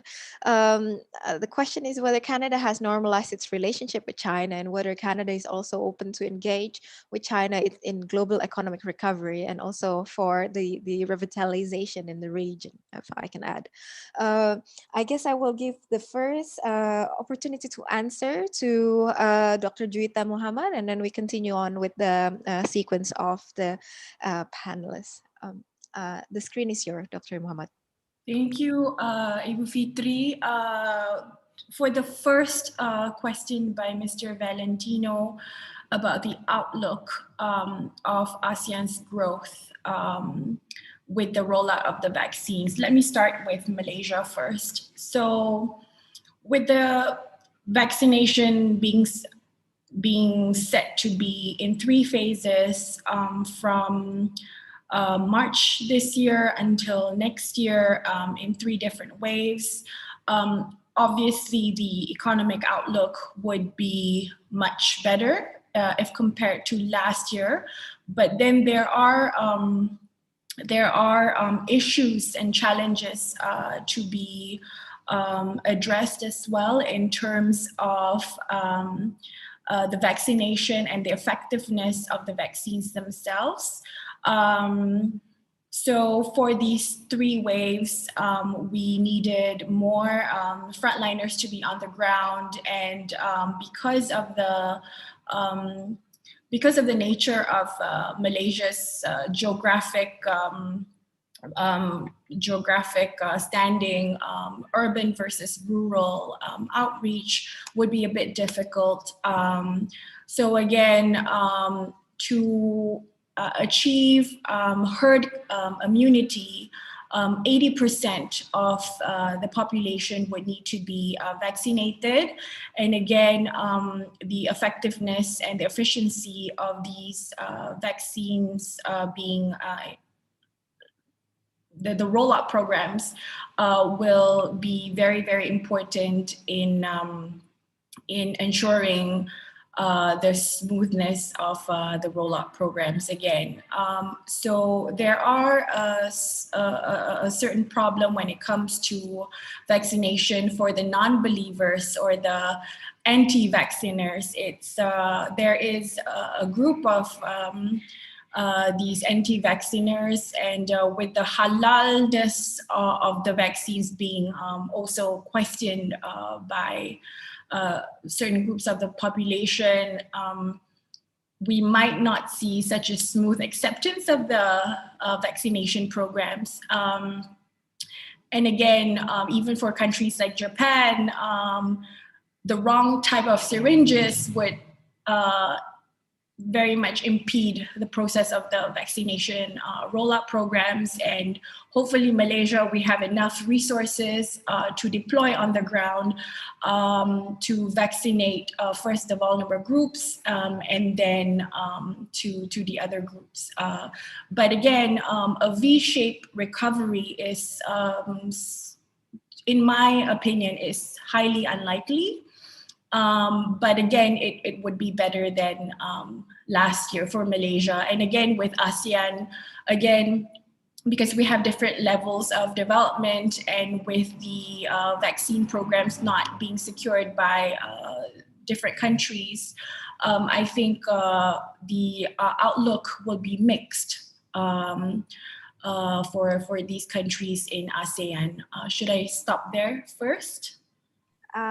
Yes, there's, unless you want to continue answering the question directly for you, you can, because there's another question popping up that would ask, I think it's for your opinion, how Indonesia and Malaysia can actually cooperate in terms of vaccination for the migrant worker, for example. And the floor to the other panelists first. Yes, I guess that would be, you need to think about that. I would now turn to Dr. Fajar Hirawan for the question whether the trend in ASEAN, whether it will intensify within ASEAN member, or because of the condition of the ASEAN countries itself, they would like seek external cooperation. Dr. Fajar, the screen is yours. Thank you, Mbak Fitri. Thank you, Wafa, for the questions. I think I'm trying to, respond to your questions regarding whether it is necessary to intensify or to improve the ASEAN economic relations, especially when I show you some of the figures that shows that I can say that the ASEAN trade investment, the intra-ASEAN trade and intra-ASEAN investment still very quite significant in numbers, and for me, I think absolutely there is an opportunity for ASEAN to improve their intra-economic relations, especially I think during the recovery in December 2020, during the 37th ASEAN Summit, I think ASEAN declared or launched the ASEAN Comprehensive Recovery Framework, ASEAN Comprehensive Recovery Framework, and hopefully it will be implemented well to accelerate economic recovery. I also want to, respond whether the vaccination program will have an impact to the economic recovery or not. I can say it's not only vaccination program, but also the economic stimulus program that have to be performed well. I mean, have to be considered, as one of the important tools in order to accelerate economic recovery in ASEAN.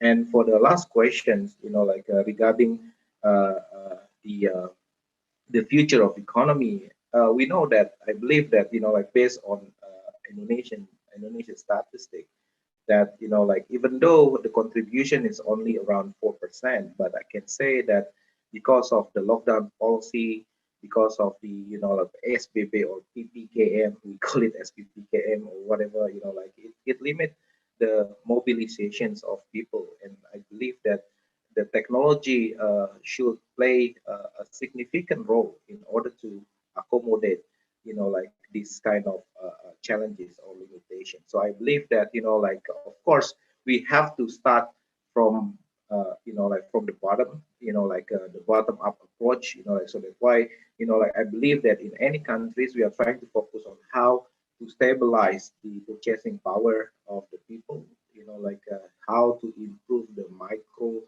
sectors, the MSME sectors, and hopefully, because we are talking about the digital access, there is still a digital divide. We have to make sure that there is a adequate,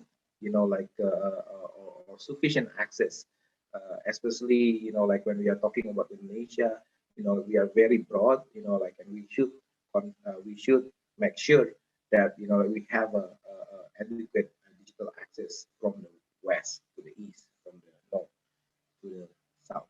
So thank you, Dr. Fitri. Thank you, Dr. Fajar Hirawan. I'll turn to Mr. Jonathan Miller. The question about Canada and China relation currently, and whether Canada will welcome, you think, to engage positively in the economic recovery of the world and the region. And yeah, and also there's a question, it doesn't mention who would answer, but if you, it's from Hannah Yolanda, if you have the insight on the ASEAN-Canada Free Trade Agreement that will embark hopefully soon, what sector of goods, services, and investment that do you know that will commence first? So I'll give the screen to you, Jonathan. Thank you. Oh, well, thank you. Really good questions. Let me just quickly start with the ASEAN Canada FTA as far as sectors, and then I can kind of move on to the question about Canada-China relations and geopolitical risk. So I think there's a number of different opportunity sectors. Some of them, you know, we're currently pursuing with our own bilateral relationships and also with some of the CPTPP countries. But a couple that I have in mind, I mean, obviously agriculture, I think, is one important sector that would be key. But also the ICT, aerospace and defense, I think will be an important one. FinTech, another one. So I think these are some key kind of areas that that we can kind of work together on this, and also green tech too. I think this is another area that that Canada has some strong capabilities on, and I think it's an area of convergence. So those are a few different sectors to sort of ponder for the ASEAN-Canada FTA. With regard to China, so and how we manage our geopolitical risk more broadly in this region, I think, you know, Canada can't do it all alone. Obviously, we have our own bilateral mechanisms to deal with China, and we've communicated to China some of our displeasure, obviously, with the current situation. But we've also taken an approach that is multilateral and minilateral. So I think that's something that we're going to continue to do in the coming days. On a range of different issues, we're realizing that whether it's through the G7 construct or whether it's through some of our sort of mini-lateral groupings, and frankly, even beyond the issue of China. So if you look at tensions on the Korean Peninsula, we're working with our Five Eyes traditional partners, Five Eyes Intelligence Sharing Alliance, in addition with Japan, to help ensure that North Korea is not able to circumvent sanctions, United Nations sanctions. So there's different ways that we are able to mitigate our risks, and it's not always done in isolation, Canada doing it by itself. But a final just point on China is that I think that the door is open always. I mean, to have a better relationship with China. China is not excluded from the way that Canada views this region. Obviously, it's not outside of the Indo-Pacific. But what I would say is that Canadian eyes have sort of have grown wider and have sort of have realized that it can no longer be the China that they want, but it's the China that there is. And they have to mitigate that risk, and they have to realize some of the real challenges. And if China is willing to adhere to the rules-based order, adhere to international law, and not succumb to arbitrary detentions, I think Canada's, very happy to work with China on a range of different issues, including COVID-19. But right now, unfortunately, that relationship really is not in the best place. Thank you, Jonathan Miller, for your answer. I'll give the screen to Rocky Intan to answer the question on RCEP, also including the question that you raised yourself. The screen is yours, Rocky. I think I'm going to disregard Fitri's abuse of me and will just answer the question on India, because basically that's the question I posed on my presentation. But going into that, I do stand by my opinion that ASEAN needs to have a meet, so to speak, with its rhetorics of relationship with India across the Indian Ocean.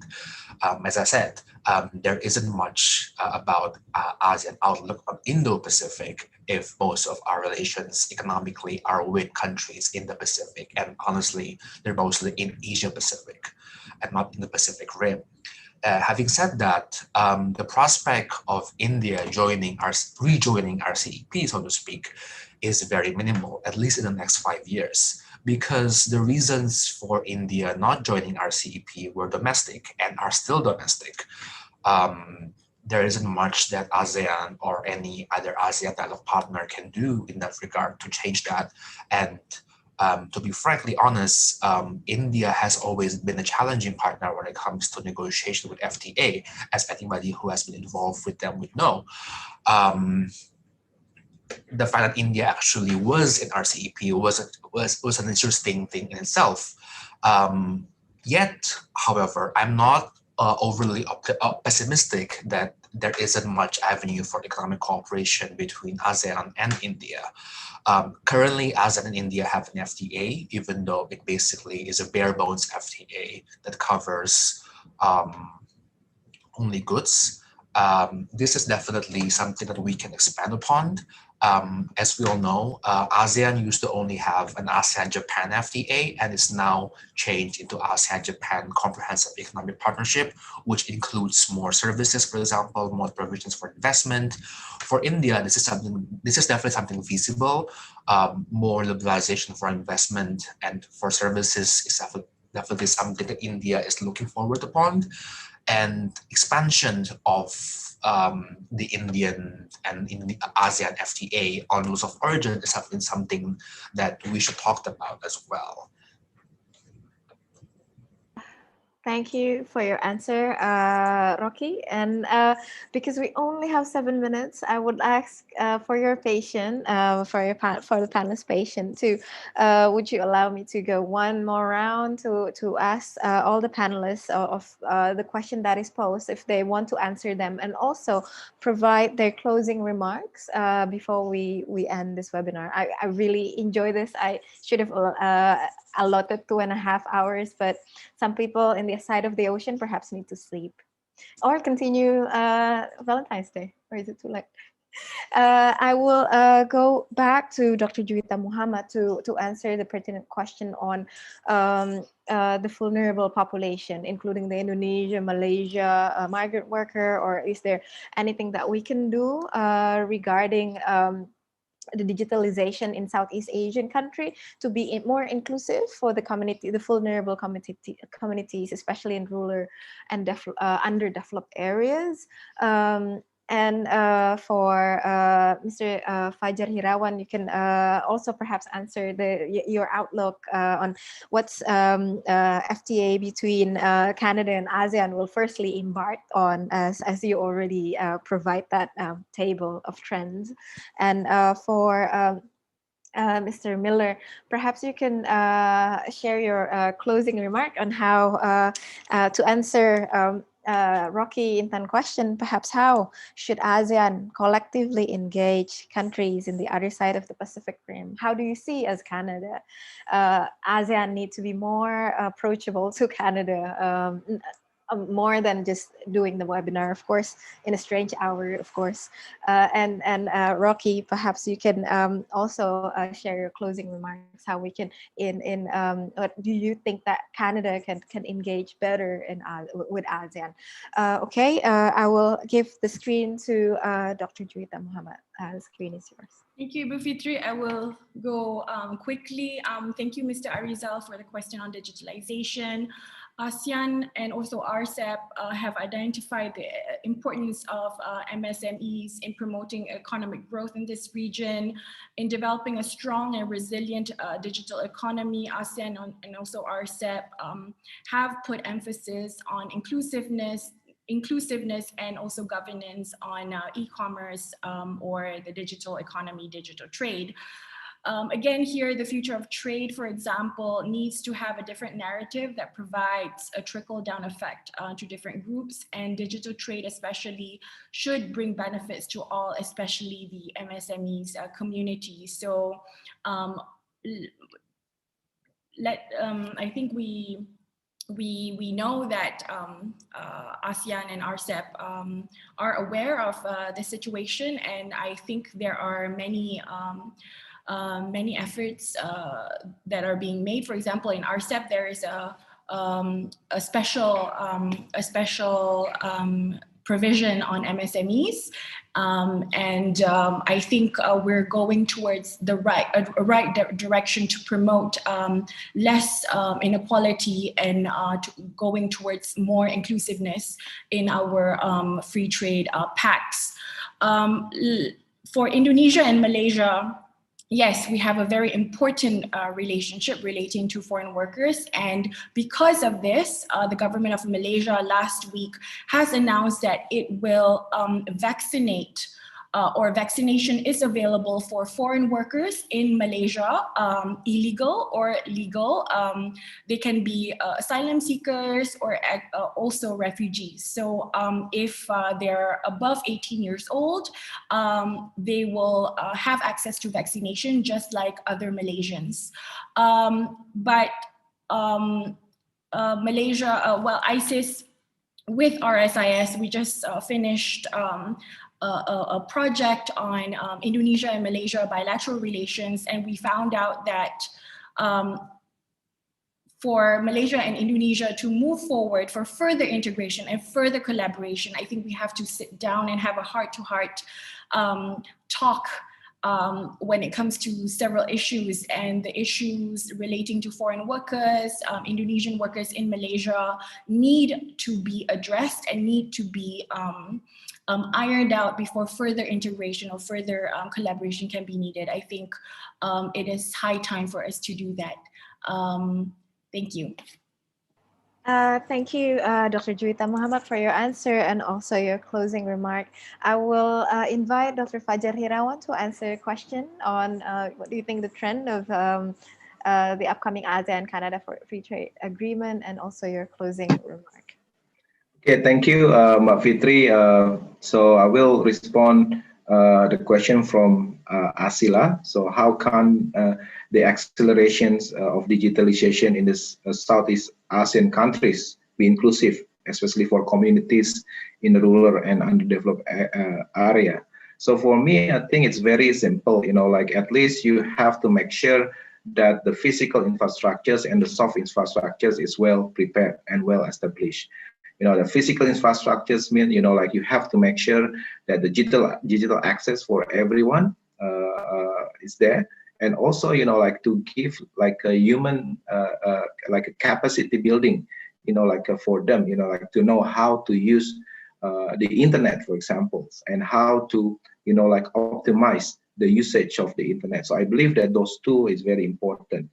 The questions regarding the sectors of goods and services and investment for ASEAN and Canada, I think I mentioned before, you know, like I believe that Canada is already become one of the investor for ASEAN, especially in the financial sectors. And I think Jonathan or Dr. Miller mentions that probably we can promote the fintech or any like financial technology sectors. And hopefully, you know, like because nowadays people are talking about the green economy, and I believe that hopefully in the future we're going to cooperate further in that sectors.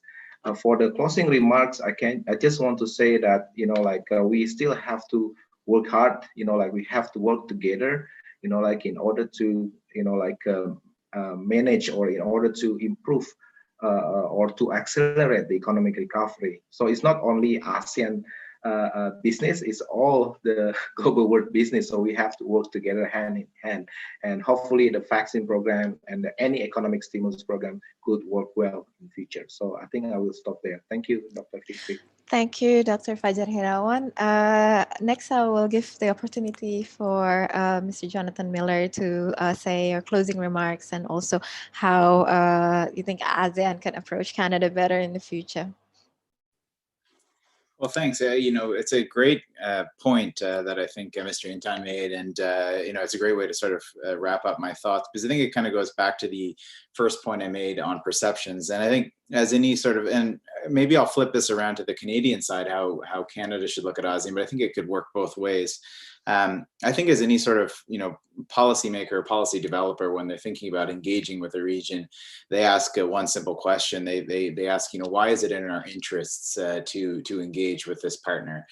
So in this context, it's ASEAN, you know, and this relates back to the strategy I was talking about before. As why is it in our interest to engage in the Asia Pacific, Indo-Pacific region?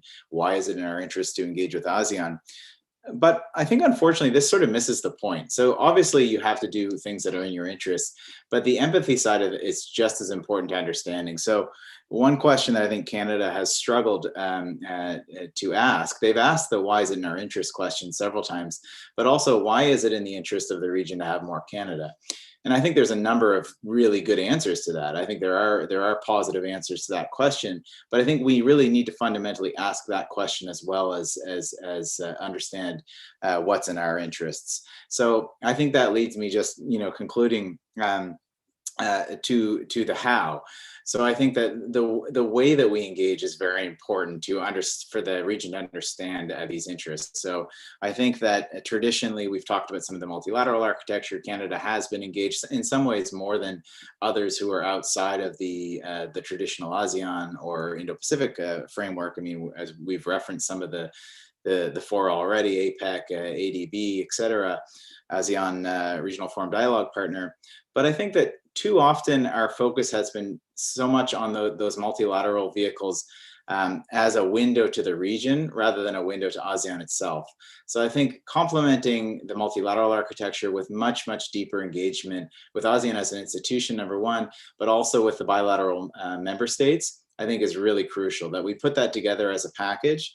And my second point, I think, going back to the discussion on economics, trade, and security, is that thematically, we also need to be more comprehensive and robust. So not only do we have to think about the ways that we engage, but we have to think about on what we engage. And that will hopefully kind of complete that picture that will improve the perceptions on both sides. Thank you, Mr. Jonathan Miller, for your very inspiring closing remark. I turn to my colleague, Intan, for your closing remarks. And what do you think Canada can do better to engage countries in ASEAN or increase the cooperation? Please, the screen is yours. Thank you, Fitri. So I think, first of all, back to RCEP first. Just a note that with the Secretariat now that RCEP has, RCEP members have a window to actually review RCEP and further amend its agreement. So I definitely think this is an opportunity for RCEP members in the next 5 years to actually perhaps look at the inspiration of CPTPP and increase the level of liberalization within RCEP. That's for the RCEP side. For ASEAN and Canada, I think what we should note is that ASEAN member countries and Canada are both middle powers, and we definitely have a stake in the rules-based order. And both Canada and ASEAN member countries could not afford an international world where might makes right, where it is currently happening in the region, where two giants, as we know, we won't say their names, basically throwing their weight around. With more multilateral engagement between ASEAN and Canada, this could be done. Certainly, as has been mentioned, I second Dr. Miller's point on further pushing the ASEAN-Canada Free Trade Agreement. And secondly, even though it's probably hard for ASEAN as a group to join CPTPP and nearly impossible, definitely Canada has an interest in inviting as many members of ASEAN member states into CPTPP and further engagement with the region. This is something that I think Canada has been doing, for example, pushing for the inclusion of Thailand and Philippines and probably Indonesia, for example, if the US joins in, because I think Jakarta would not want to be left behind, for example, if Philippines, Vietnam, Malaysia, and Singapore are in CPTPP while Indonesia would not. Our textile exporters would just scream.